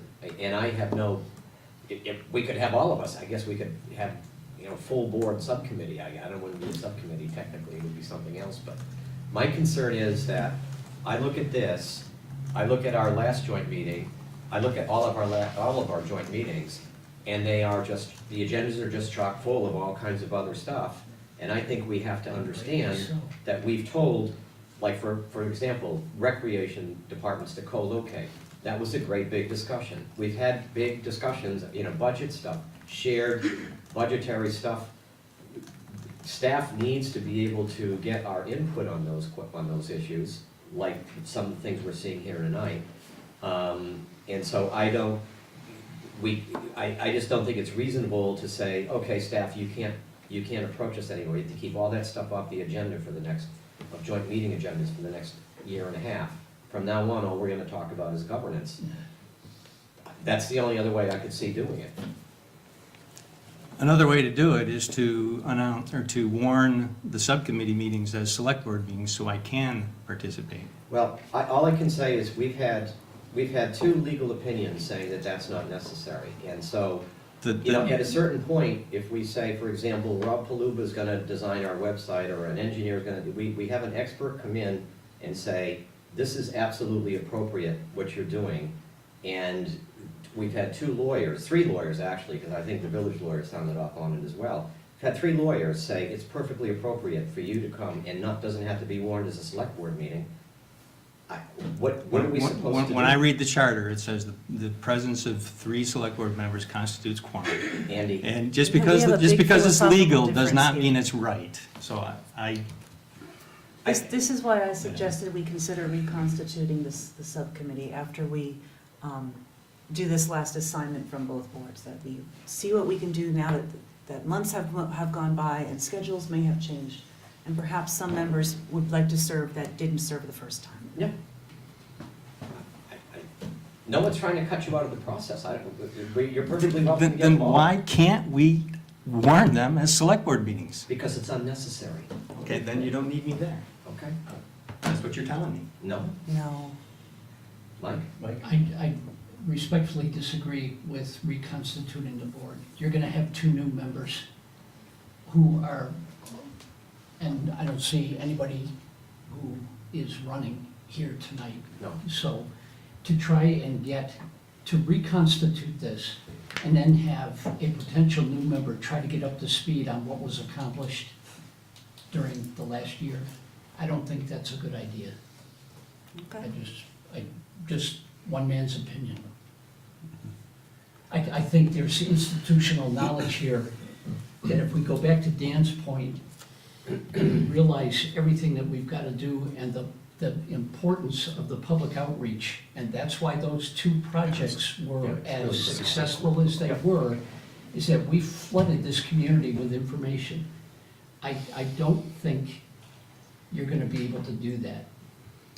Can I propose that the subcommittee do that last remaining task and then come back to both boards for further instructions? Yeah.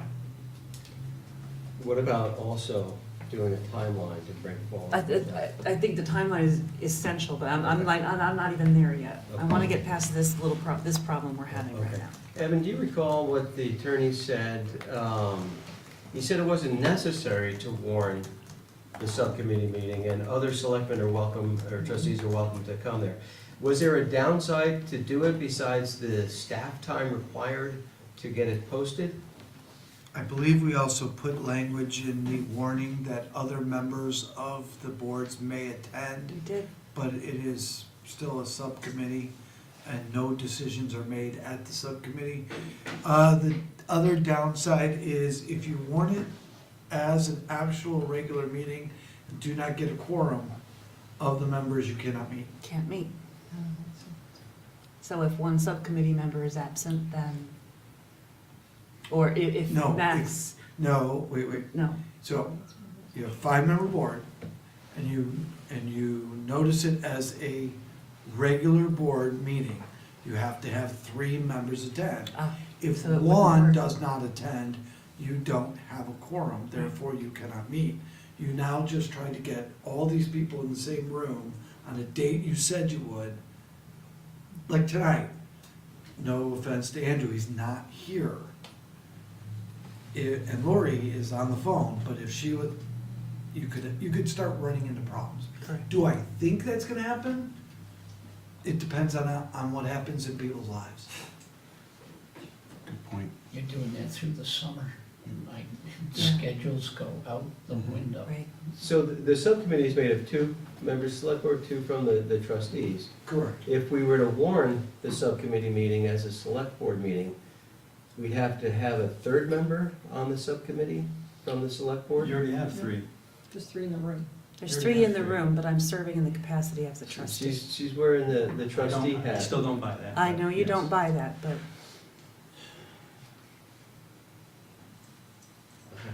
Well, we need a way forward, so I think that maybe what we can do is at I'm only least- 1 vote, so you can. Well, I don't, no, yeah, but I think. But it we comes up value- over and over we and over value your again. opinion, Because you and we all wanna be, we all wanna be, we wanna have you with us. We'd rather have you with us than against us, so to speak. Andy, and we value everything that you've contributed, so we're struggling trying to find a way to bring you in. Can we do this? Can we, as Elaine said, can we, I've contacted Irene and Max already, and Elaine's the one person I haven't nailed down, so I thought we were gonna meet in March. We're gonna have another subcommittee meeting in March. And among other things, we can put together a timeline, a tentative timeline for how we're gonna proceed for the coming year. And then we will bring that back to the joint board meeting. And can I ask you, would it be okay if we do that? And then we'll continue this discussion about the select board and what's right and what's wrong, but will you just indulge us another month or 2? Would that be okay? It's been pointed out to me that's what I agreed to before. Okay, So yes, I'm all fine right, with good, that. okay. May I say something briefly? I don't want to extend the conversation, but I would just like to place this thought in your minds. Yep. As an extension of what Irene just suggested, and I appreciate you stating that, it would be a lot of additional staff time for this board to meet more frequently together. And I'm not asking to add more meetings, but you each meet individually twice a month. A lot of what we do involves a joint board now, would it be a possibility to take those 2 second meetings and make them a joint? I think it's more than, there are other options than just adding more meetings, and that would, just maybe we could think about It's that. an excellent point, Sarah, and that's something to consider moving forward. If that's an alternative to the subcommittee process, if we think that would work. Mhm. I think the issue would be would have to turn it back onto staff and say, yeah, is that gonna work for you? Because having just one select board meeting, one trustee meeting per month, that might be tricky for Might not get you your business guys. done. Yeah, and I can't see just adding more joint meetings, because unless we say, okay, we're gonna cut out this amount of work off the staff's plate for the next year and a half. And I don't think we can do that, because all the work that you're doing is because it's required, so we gotta be careful about that. Okay, so I think we have marching orders. Wait, can I put Yeah, my go ahead, 2 cents Laura. in? What? Can I put my 2 cents in? Absolutely. And I'm kind of in the same position as Mike. I won't be here come April. Right. But I think, personally, I think at the next point of discussion that we have, whenever that may be, we need to stop discussing this. And so somehow we have to come to some conclusion how we're going to move forward, or we're never going to make any date in the future.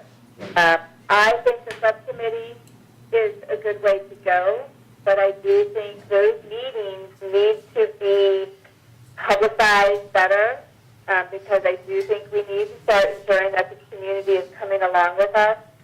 I love Sarah's idea, and to go with that, I think we at some point as two boards need to say, this is our number one priority, and we're putting all of these other things to the side.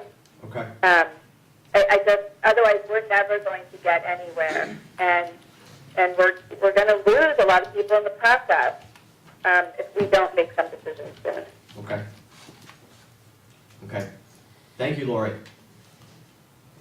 So do we need a vote, or do we just, are we okay? I don't know how to even put this into a motion to make a vote on, so. No, I think it's, the next step is the subcommittee meets, and then we report to the And then we'll take it boards on from April there. 10th. Right, and the deliverable is the Condensed version. condensed version of this where it makes sense, And and a timeline. a plan of moving forward. Yeah, a rough time. Mike? Just one very quick thing. That was a great idea, Yep. but, and I liked Lori's comment, but the thing of it is, if you do that, and you say, this is gonna be our main reason to be for the next 18 months, how is that gonna affect the goals we set for him for next year? Yeah, I mean, it's, I mean, we yeah. might as well go dump those in the backyard. Yeah, it'd take some planning to figure out how to do that, to have us substitute. Yeah. But I would say, I think that needs to be a serious conversation. I'm not saying it shouldn't be, Lori. All I'm saying is, we were late getting him his goals after we hired him, and now we're gonna run the risk of doing the same thing. I don't wanna do that. But I agree, we need to have the discussion. There's other people that might have a better idea than I have, or a way around it. I'm just saying, first blush reaction, it could affect the goals that we set for Evan. It could, yes. Definitely. Okay, so we'll be thinking about this, and in April, we'll try to get some better, firmer understanding of what we want to do. Okay. You want to move on to the next one? Everyone good on this? Okay. So we're going to move on to support for collaborative planning between town and village planning commissions. Do you want to do this one, Max, or want me to take it away? Let's see. Well, we have John here. Yeah, John and Dusty. Dusty, do you want to, well, you can't, because there's no room. You'll have to stay down there, just as well. You can come up a little closer. I think the idea has been, I want to give a little background while you gentlemen are coming up, is that there was an idea to try to get the two planning commissions to give them some opportunities to collaborate. And initially, there was a suggestion, and you're going to correct me, but let me just give it real quick. That they could just sit together, but then when it came to voting on something, the guest board wouldn't vote. They would just, otherwise they would participate, but they wouldn't vote. And our lawyers said, yeah, that's not a good idea, that we've got some problems with that. So they came up with an alternative, which was each board could appoint 2 ex officio members, so the trustees could appoint 2 town planning commission members to sit on the village board, and vice versa for the select board. And they seemed to think that that was okay, but then they kind of made noise that maybe that wasn't okay. And that's where that's pretty much all I know.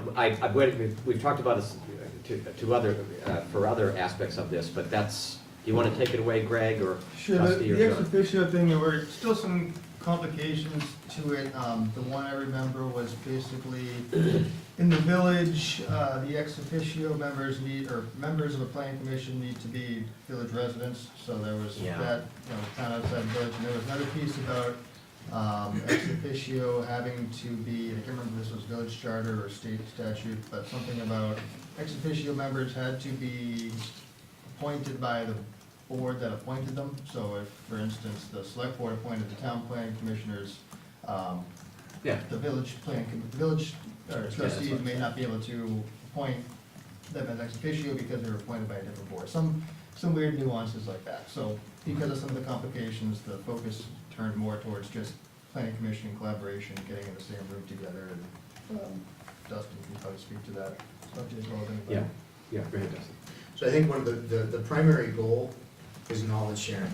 And we've got 2 boards that do a similar job in sister communities, adjacent communities, the same community, 2 different rooms that they work in. So the real goal, the real driver was to start leveraging the knowledge that each committee has and sharing it.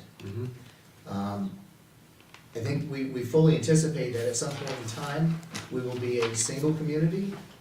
So a lot of this effort provides us a chance to start becoming familiar with those cultural differences that you referenced earlier tonight. There is no one way of doing things. There doesn't have to be a single way of doing things, but there needs to be awareness of the different ways that the meetings are run, the plans are evaluated, the discussions happen, and so forth. And this really was envisioned 2-3 years ago now, as a means to start breaking down some of the walls and allowing people to have discussions. There's so much going on that affects everybody, not just the village and not just the town. And I will say that at our meetings, anytime that I've seen a village planning commissioner in our audience, and I've known they were a village planning commissioner, I've invited them to the table. There was one meeting, I think I missed somebody. But, it's been very valuable to have John and Diane on occasion sit at our table and have a discussion with us, because they bring to that discussion the knowledge that they have of plans that they've evaluated and just a different perspective.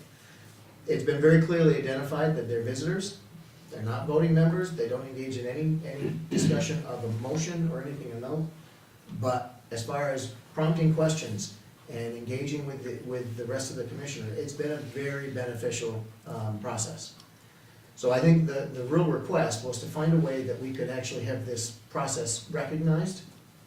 And I don't think we're really too tied to any one main way of doing it. Whether it's just saying, yes, we like the idea of collaboration, how can we do it? Maybe we have joint workshops on a regular basis. That's probably the easiest way. Planning workshops. Planning workshops. I mean, we dedicate our second meeting of every month to planning. That's a great practice. So, I mean, we've got an opportunity to do that. As far as I'm concerned, again, that's an ideal time to bring in everybody in the community, because we're looking at community events. We're not just looking at, something that affects only the town residents. Plans affect everyone. Yeah. So really, the push is to find a way to more formally recognize, so that, I think, John, from your perspective, or from the village perspective, I would like the village PC members to think that they're welcome at any meeting, any event we have. Not that it's a burden, and not that it's something extra, but it becomes part of the norm.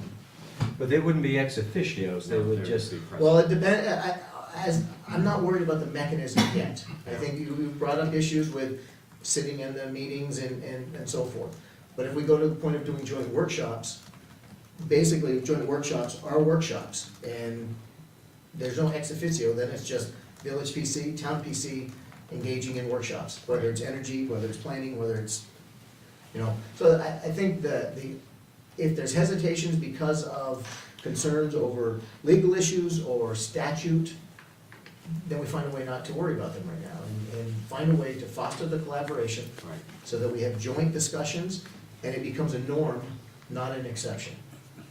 And I think perhaps starting with those planning workshops may be a great way to formalize this. And, you know, I would think the two planning commissions would decide on what the focus of those planning workshops would be, rather than say the boards to tell you that, you know, we want to look at energy, have you look at energy, or look at housing. It'd be nice, since you guys are in the thick of it, to have that discussion, come up with what you think would be the most productive for our community, to work together for planning. And I would not disagree with that. I don't think we're looking for oversight from the boards. I think we're, in my opinion, and Greg, I know you put the memo together, I think we're, in my opinion, we're looking for a blessing, Yeah. pure and simple, is to find ways to foster the collaboration. And I think, you know, the initiatives, the most current one right now is the joint energy plan that's being looked at. That's an ideal thing, instead of having a meeting with the village PC and then another meeting with the town PC, and then why not everybody talk about it together? Because we're looking to adopt it across the whole community. So, in my mind, I'm not so concerned at this stage about the hows. You know, if there's reservations on each board about legal concerns, then what doesn't meet the legal concern? Well, the workshop shouldn't raise any concerns whatsoever, so maybe that's the low-hanging fruit that we go for first. And, you know, once we get the blessing, then the expectation is that the commissions work together, and we meet and say, what topics do you guys have that we should be working on? What topics do we have? What ones do we meet here? What ones do we meet there? What ones do we meet at Mimo's? Pizza's always a good, you know. Yeah. Good icebreaker. So it really is, in my opinion, I'm looking for, and I looked at Greg's memo, and I'm really looking to get some, you know, agreement that as a community, we want to see our planning commissions collaborate. I think you'll get agreement. I'm gonna guess you'll get agreement. I have a suggestion, and I had come up with, I told this Max, I think we could do more than that, send you to Mimo's. How would you feel if the two boards went on a retreat, if we sent you, not too far away, but if we actually paid for you to go and hang around at a nice spot somewhere and spend a whole day in a casual setting, just talking with each other, and having the opportunity to discuss among yourselves what it is you'd like to work on. How would that be, is that too much, or how would that work for you guys? I think anything is good, you know, anything that we can do to engage this. To me, the big win is that it becomes a normal practice. Yeah. So if there's experience and there's support to do a retreat, then Well, we I'm do talking that. is the initial icebreaker. Where you Decide go- what to work on. You go and Absolutely. you just hang out and you get to know each other and you have kind of blue sky, you know, meeting, and slowly hone it down and say, but you know, the point of all coming together is we want to try to figure out some things that we want to do together, we could be working on together, but also the icebreaker component of it, getting to know each other more. Just a thought. I have no reservations about that approach. Normally, it's like, okay, let's hit the ground. A lot of our meetings, people say we've been talking about this long enough, we wanna do some lifting now. Right. You know, on different things, so, you know, let's start lifting, let's start doing something. That said, what are we gonna do? It's a great question. Yeah, so this would give you the So- opportunity to really figure out what you want to do, instead of having staff or the boards or something, you know, it might be something that getting together and, you know, collaboratively, you'd put together some really good ideas to say, yeah, maybe, you know, this would be really something interesting we'd want to talk about. Anything that helps this become a normal practice, a normal process, and a normal expectation, to me, is absolutely worth looking at. Does any board member have an issue with joint planning like this? I think it just makes sense. Probably not. Everybody nodding? I mean, Lori?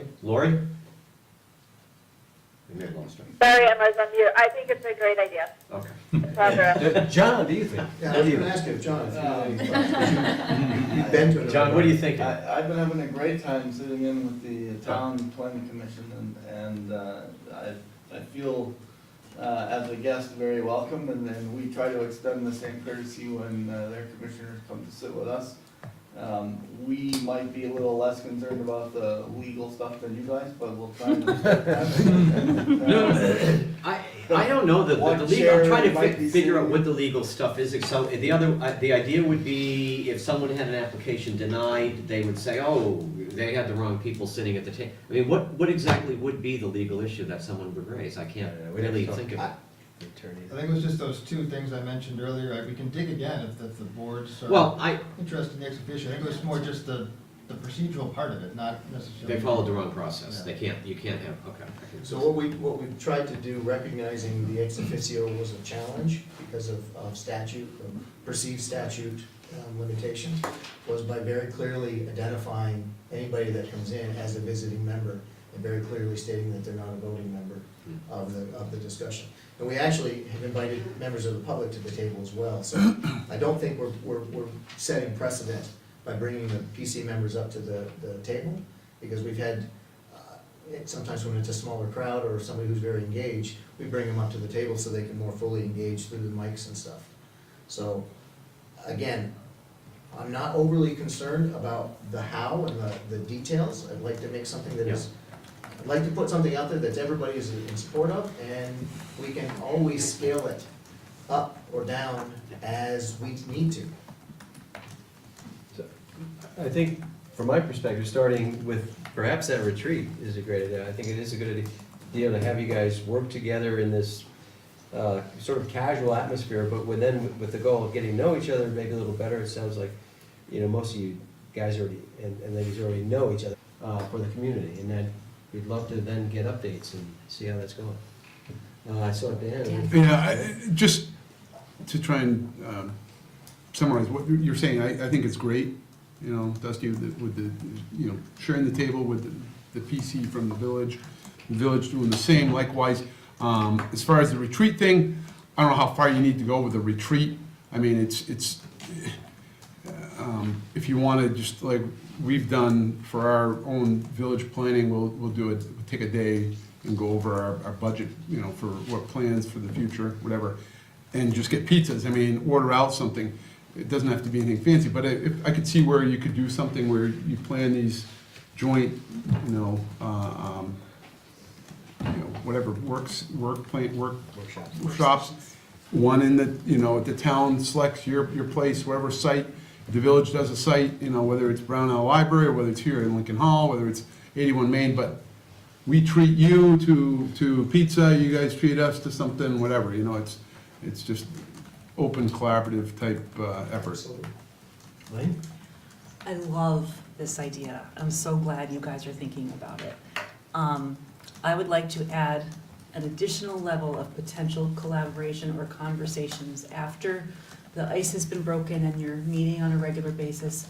I would love to have the planning commissions, the boards, and the Essex Economic Development Committee meet together and talk economic development. We had a great meeting at the Selectboard the other day talking about the ETC Next plan and sewer and water and the importance of improving infrastructure to allow for appropriate development. We need to have a lot more conversations like that, and you guys all need to be at the table for that. So congratulations for doing this, and I'm really excited about it, and I can't wait to take it even a step further than that. So that's it. Yeah, I appreciate, your approach that you took the initiative to realize the benefit of doing this. And I think you're looking for our buy-in, and I'm looking around the table, I'm seeing a lot of people Yeah, I nodding, think we're all on board with saying it this. just I don't makes know sense. if we need to necessarily have I think we had a vote, we'd have to get really specific. I'm not sure. I think just a statement that you support the collaborative efforts of the planning commissions.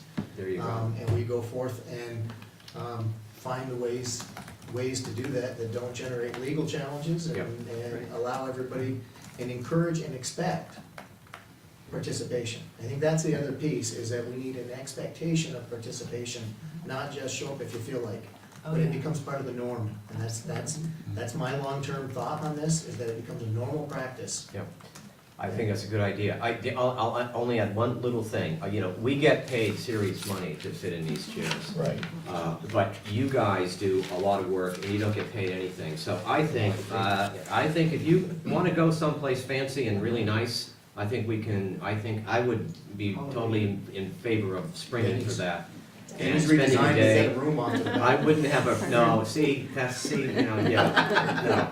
let's go to, I'd go pick out someplace nice and come up with some fancy plan. We'll get it through. I can talk with Evan and Greg and, bring in Dave and figure out what works. I would do that. This really is, again, setting an expectation, of collaboration, and not just hey, this sounds nice, but actually starting down the road to do it. Good. I think it would stage us in the community in the long term in a very positive way. And we'd like to hear the results of your workshop, your No, first workshop. no, you don't get involved in this. You guys are shut out completely. That's fine, that's That would fine. be the, so I think we're unanimous on the select board? That says- By consensus, is that what you're doing? Yeah, yeah. Would it be an open meeting that you have to warn and everything? I don't know, I mean, workshops generally are not warned like a regular meeting. Yeah. But if you have a quorum there. But again, we'd have to work at the. You'd have to work it out. You know, I think if you're not making decisions, it takes a different, but yeah, you'd probably have to warn it. Yeah, I would imagine. In other workshops, we've warned the meeting and we've indicated that it's a workshop, so that if we can't Yeah. hold the meeting, we can still hold the workshop. That's how the select board does it with their budget workshop. So I think we can work out the details of that. I'm not overly concerned because we seem to be pretty good at getting things moving and getting them done. Yeah.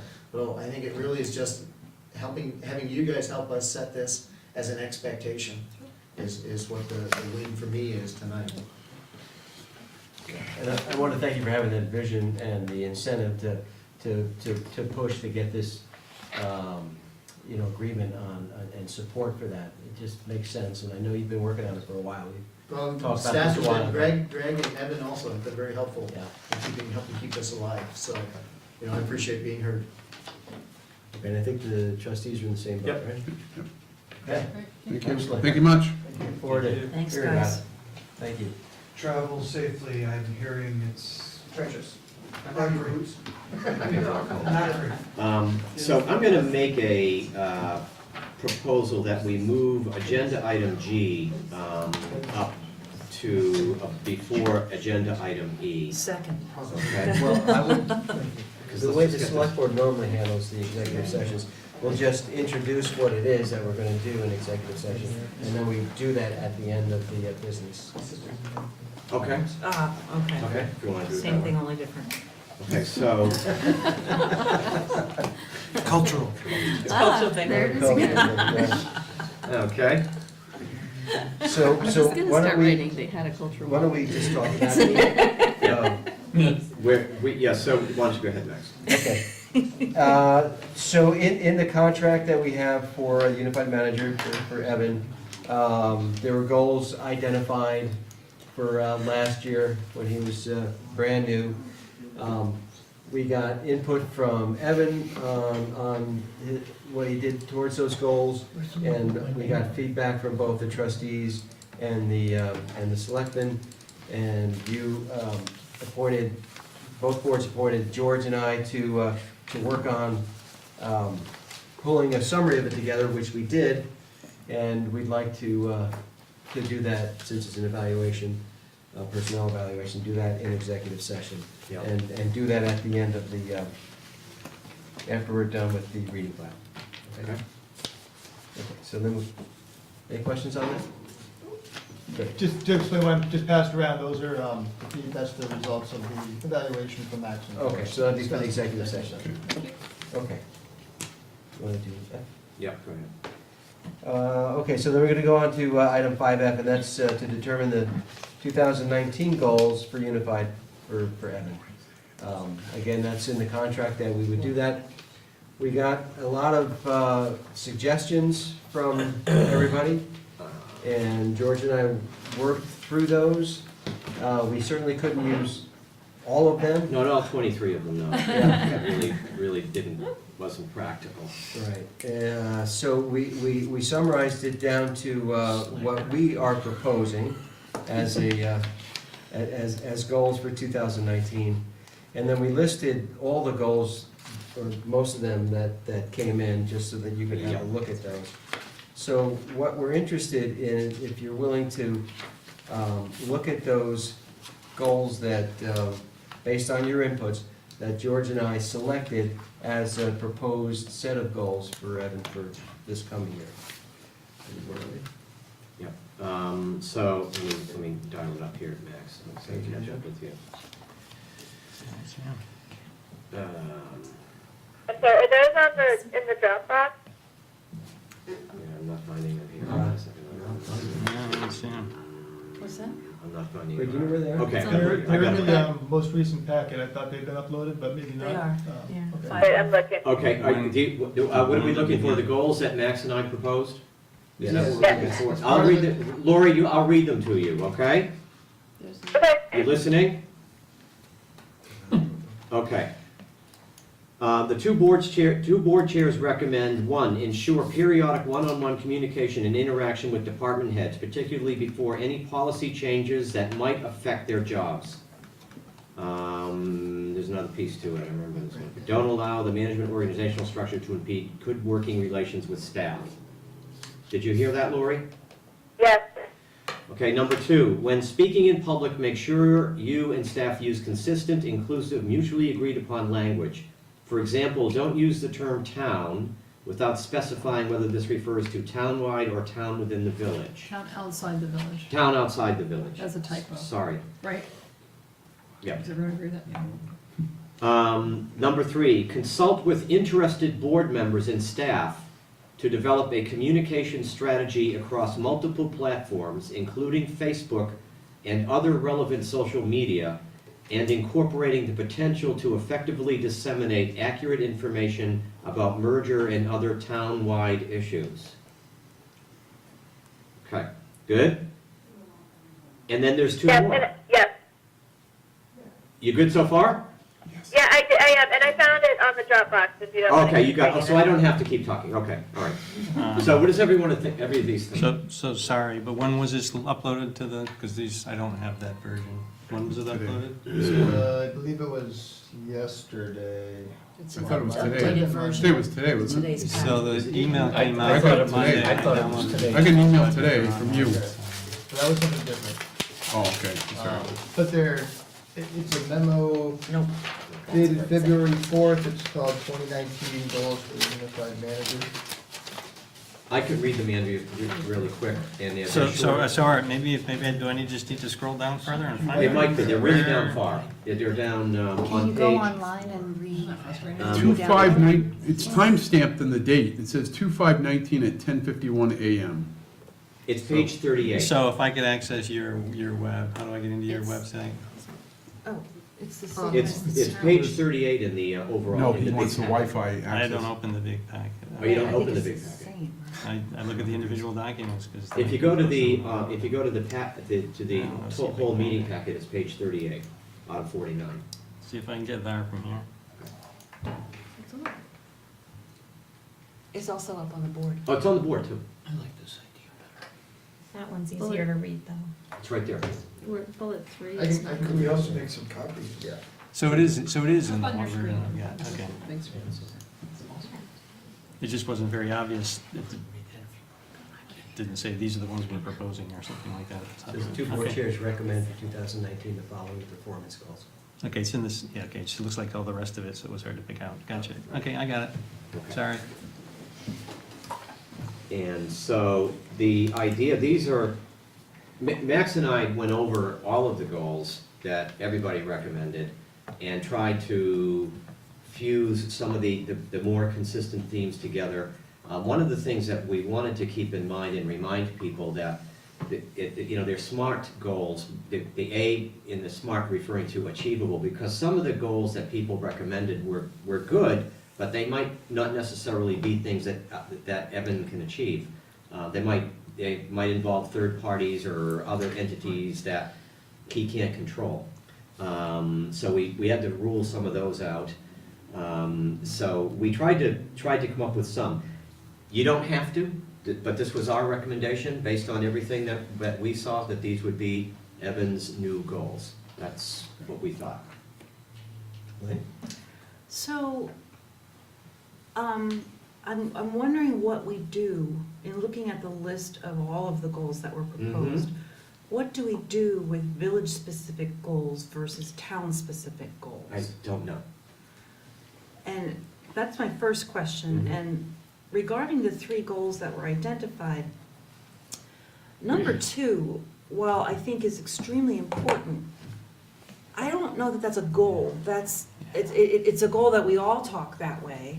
I don't know that I would want to, I don't know that any of us can measure whether Evan actually talks the way we want him to talk. So I Who's gonna really, keep score? Yeah. yeah, so I don't feel like like that's that a one either. practice, and I know you'll have something to say about this, Irene, but I'm I'll just keep saying, score. this does not, this does not lend itself to metrics.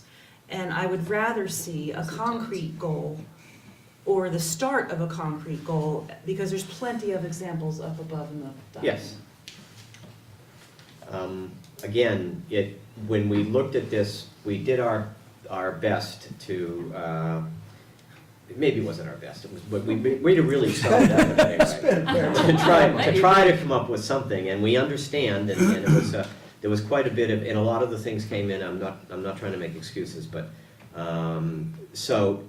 but in terms of sifting them all down, I guess the thing would be, I would recommend, is that every one of those, in a sense, from a different board member, is saying something, that they think this thing is important, even if it's not something that we're going to do. So it's basically sending a message to Evan and staff, how about this, what do you think about this? So it's not necessarily something they have to do, but it's kind of information that I think, I'm assuming, Evan, having gotten to know him as I've known him over the last year, I think he'll take it seriously. He won't necessarily, if he's not given a specific assignment, he's not going to, but I think it will be meaningful. I don't think it's lost if we don't choose it as a goal. I think it still is important information for all of us to have.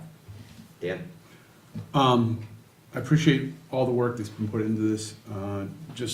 I go back to my prior employment with the state, and I just thought I'd throw this out, I put it down as something else, but maybe look at instead of doing annual evaluations, doing quarterlies or semi-annuals. It's rather than trying to address an issue at the end of a year, have a quarterly, so we can see if, once he's been informed or apprised of an issue that we have with his performance, if he makes corrective actions or does things to rectify the issue that we've presented to him. So I think there's benefit to breaking it down into either semi-annual or quarterly evaluations and summarizing the year with the final.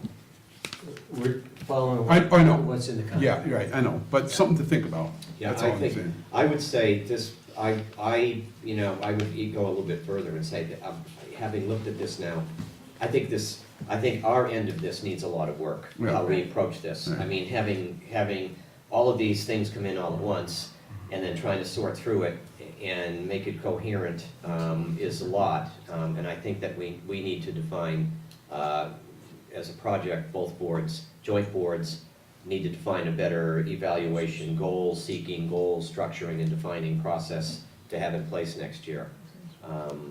Yeah. I think we made a good start. Yeah. Go ahead, Lori. Go ahead, Lori.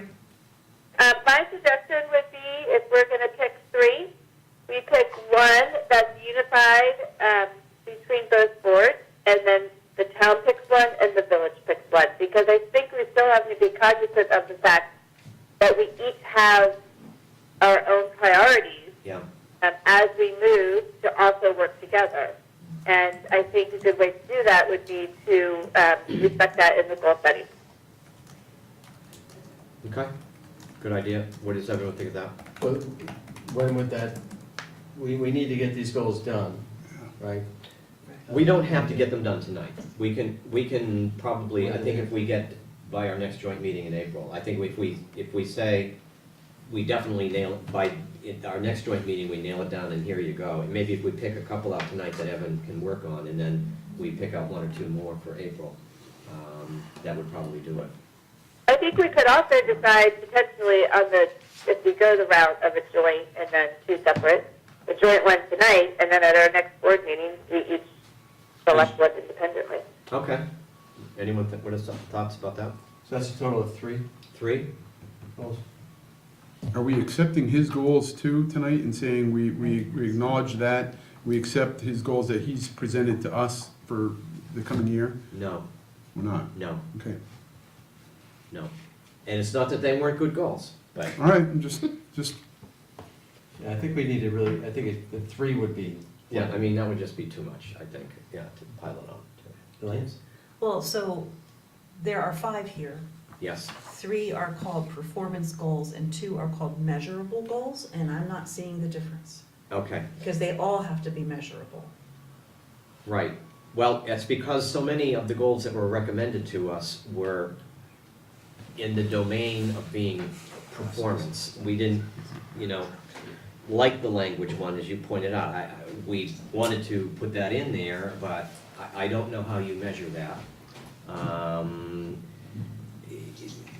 A communication strategy, again, one of the things that I saw in criticisms that came in were, well, how do you know your communication strategy is effective? It's one-sided. You're sending the message out, but you don't know who's receiving it. So I'm not sure how you can measure that, and that was one of the criticisms that came.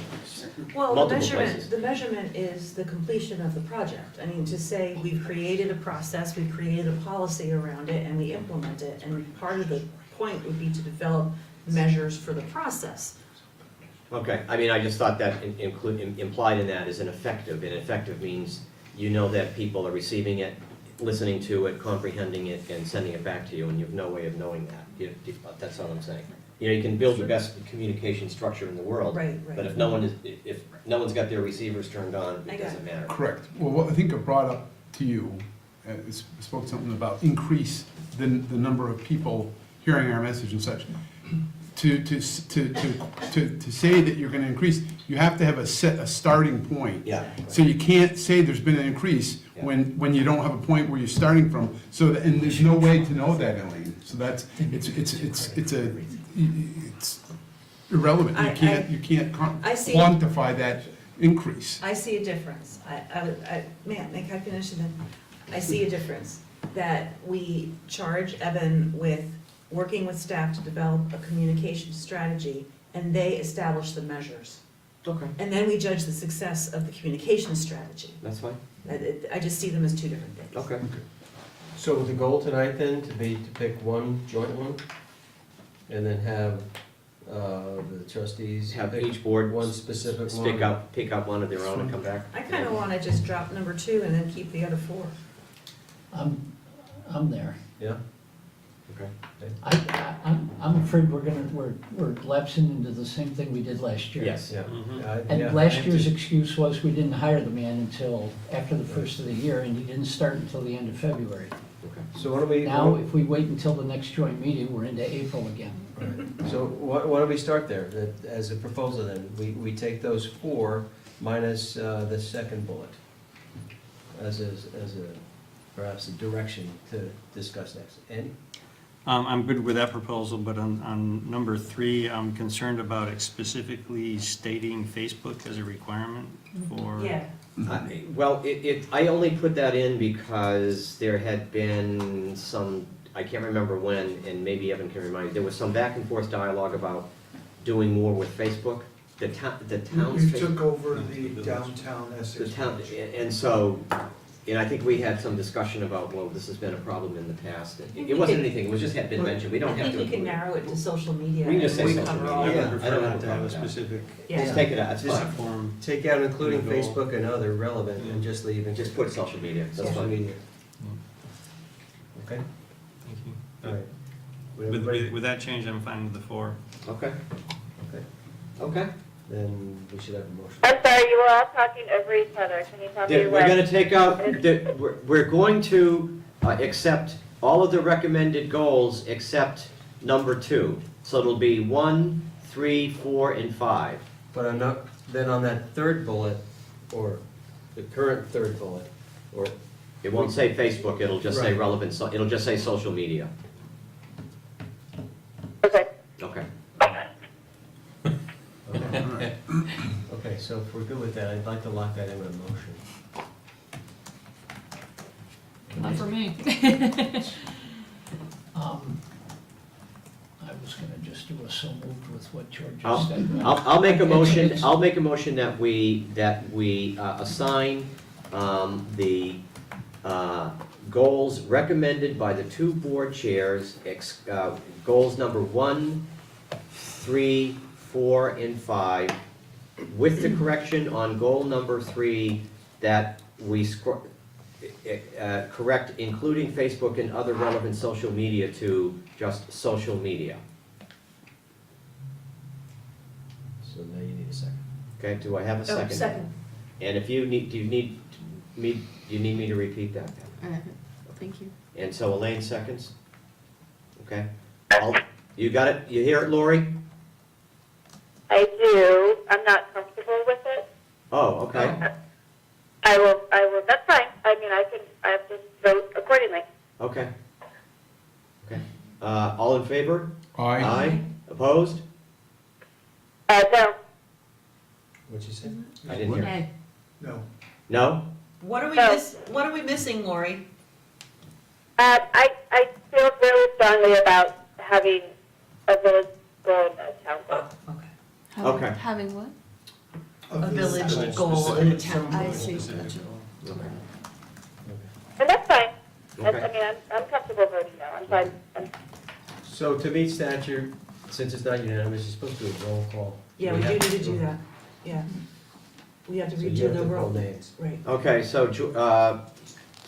let me see, how do we do it? George votes yes. Elaine, yes. Dan, yes. Lori, no. Okay.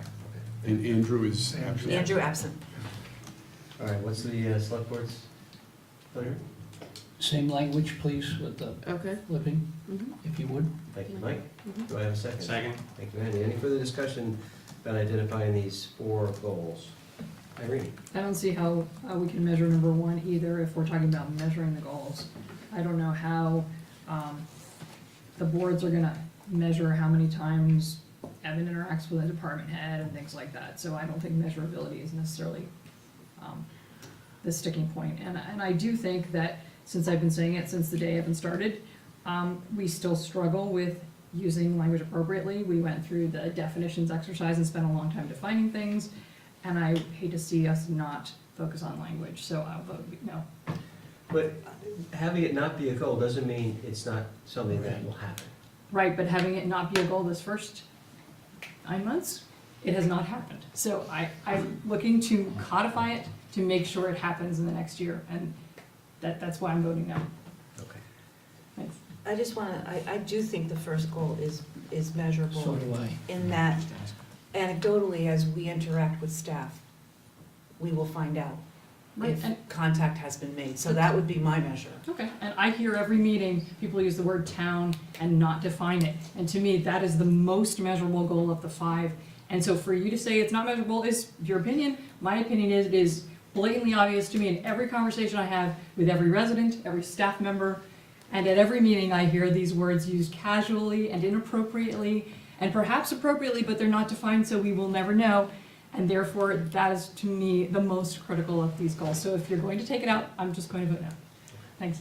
I would just say that it wouldn't be fair to saddle one employee with a requirement to speak a certain way when the rest of us aren't saddled with the same requirement. I mean, He's the leader, he's a manager, and it trickles down, in my opinion. Like all the rest of these things, he sets the tone for the organization, and that's why I will vote no. Thanks. So Mike moved, Andy seconded. Any other discussion about these goals? Okay, hearing none, all those in favor signify by saying aye. Aye. Aye. No, Opposed? nay. Okay, motion passes 4-1. Okay, all right. Thank you all. So these minutes coming up are for the trustees, right, Greg? The select board did December 5th? The select board approved them, the trustees make any changes, and the select board can re-adopt them or re-approve them if you want to accept the changes, otherwise they'll just be approved. Did you hear that? I did, I just, one comment, if I Yes. could. I was obviously absent at the meeting, I was away for several months, but I know I can still, from my understanding, I can still vote on minutes that I did not attend, I've read the minutes. That's right. Okay. So I to the extent that I could speed read while others were talking, these looked fine to me. Nothing jumped off the page at me. So I get the idea is that we have to approve these minutes, and then if we approve them, then this puts this to If bed. you approve them without corrections, then they're done. If you Okay. approve them with corrections, they're gonna come back to the select I board. will make a motion that we approve the trustee and select board special meeting minutes of Tuesday, December 18th, 2018 without correction. Second. Any further discussion? All in favor? Aye. Lori? Aye. Okay, done. And you do, December December 18th. Okay. He We said just did December, the he just said, Did you say 18th? We just did the he said the 18th. 18th. Did I say December 18th? 5th. That's fine. He did. No, you There's didn't. December Okay, sorry. I will make a motion that we approve the joint meeting of the Essex Select Board and Essex Junction Trustees minutes from the meeting of December 5th, 2018 without correction. Second? Any further discussion? All in favor? Aye. Aye. All right. Okay, excellent. So then we're on to the reading file, where we have board member comments, and also in the packet is an update of the governance discussions that the trustees and the select board have had, and these will be used to hand out at town meeting, along with some other things on the budget and the shooting ordinance. But this one affects both the village and the town, so before we started to hand these out at our outreach events, where selectmen will go to the high school events to hand out these Q&As on the budget, on the shooting ordinance, and also on this governance. We wanted to make sure that both boards are satisfied with these Q&As before we make them public. So, Greg? Yeah. Irene pointed out there was one spelling correction under number 6, instead of collocation, it should be co-location, so I'll make that change in addition to any others. Okay. Good catch. Andy? I haven't had a chance to read this.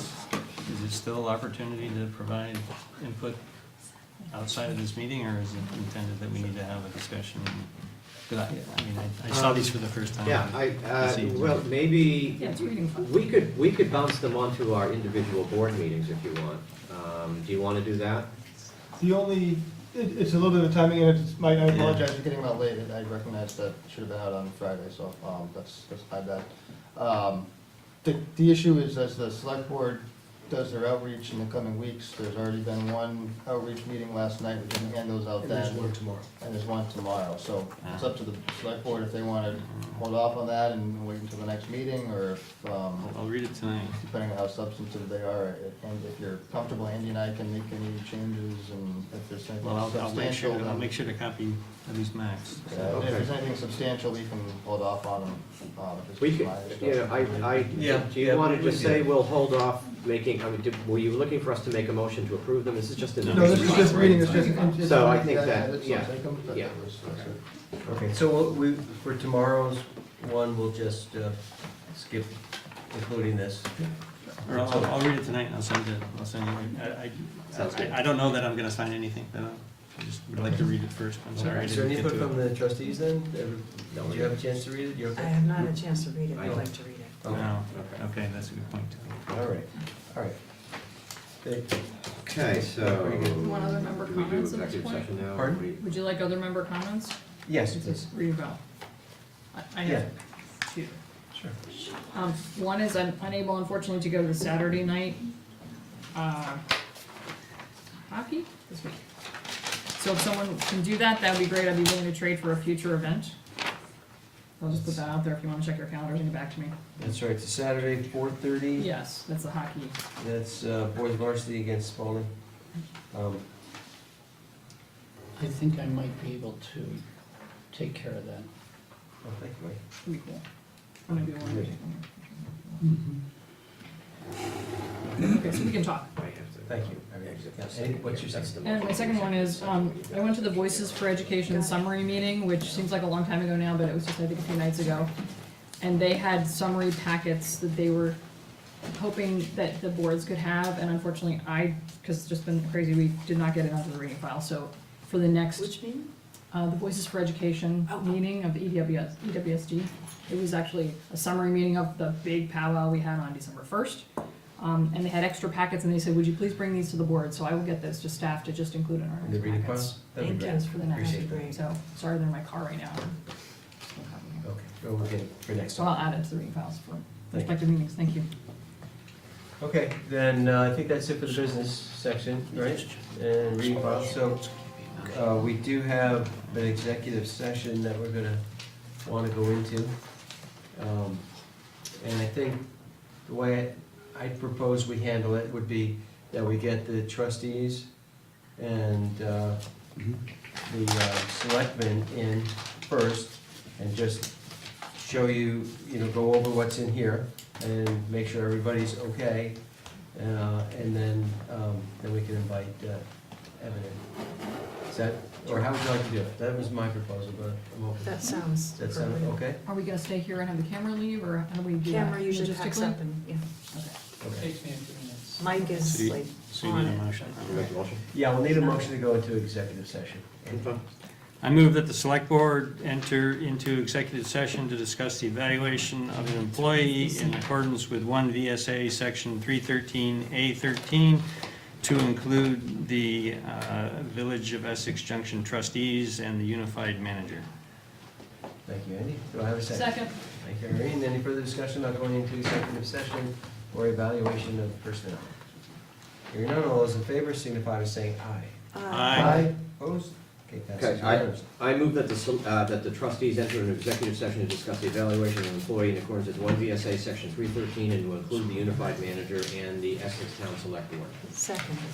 Any further discussion? All in favor? Aye. Aye. So we'll take a, thank you, Lori.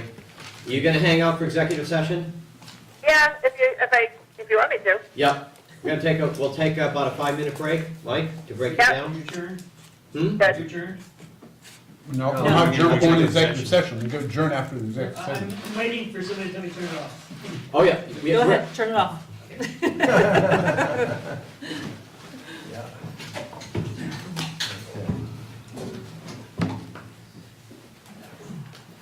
I want to take a look outside. Is it like an ice-covered world out there?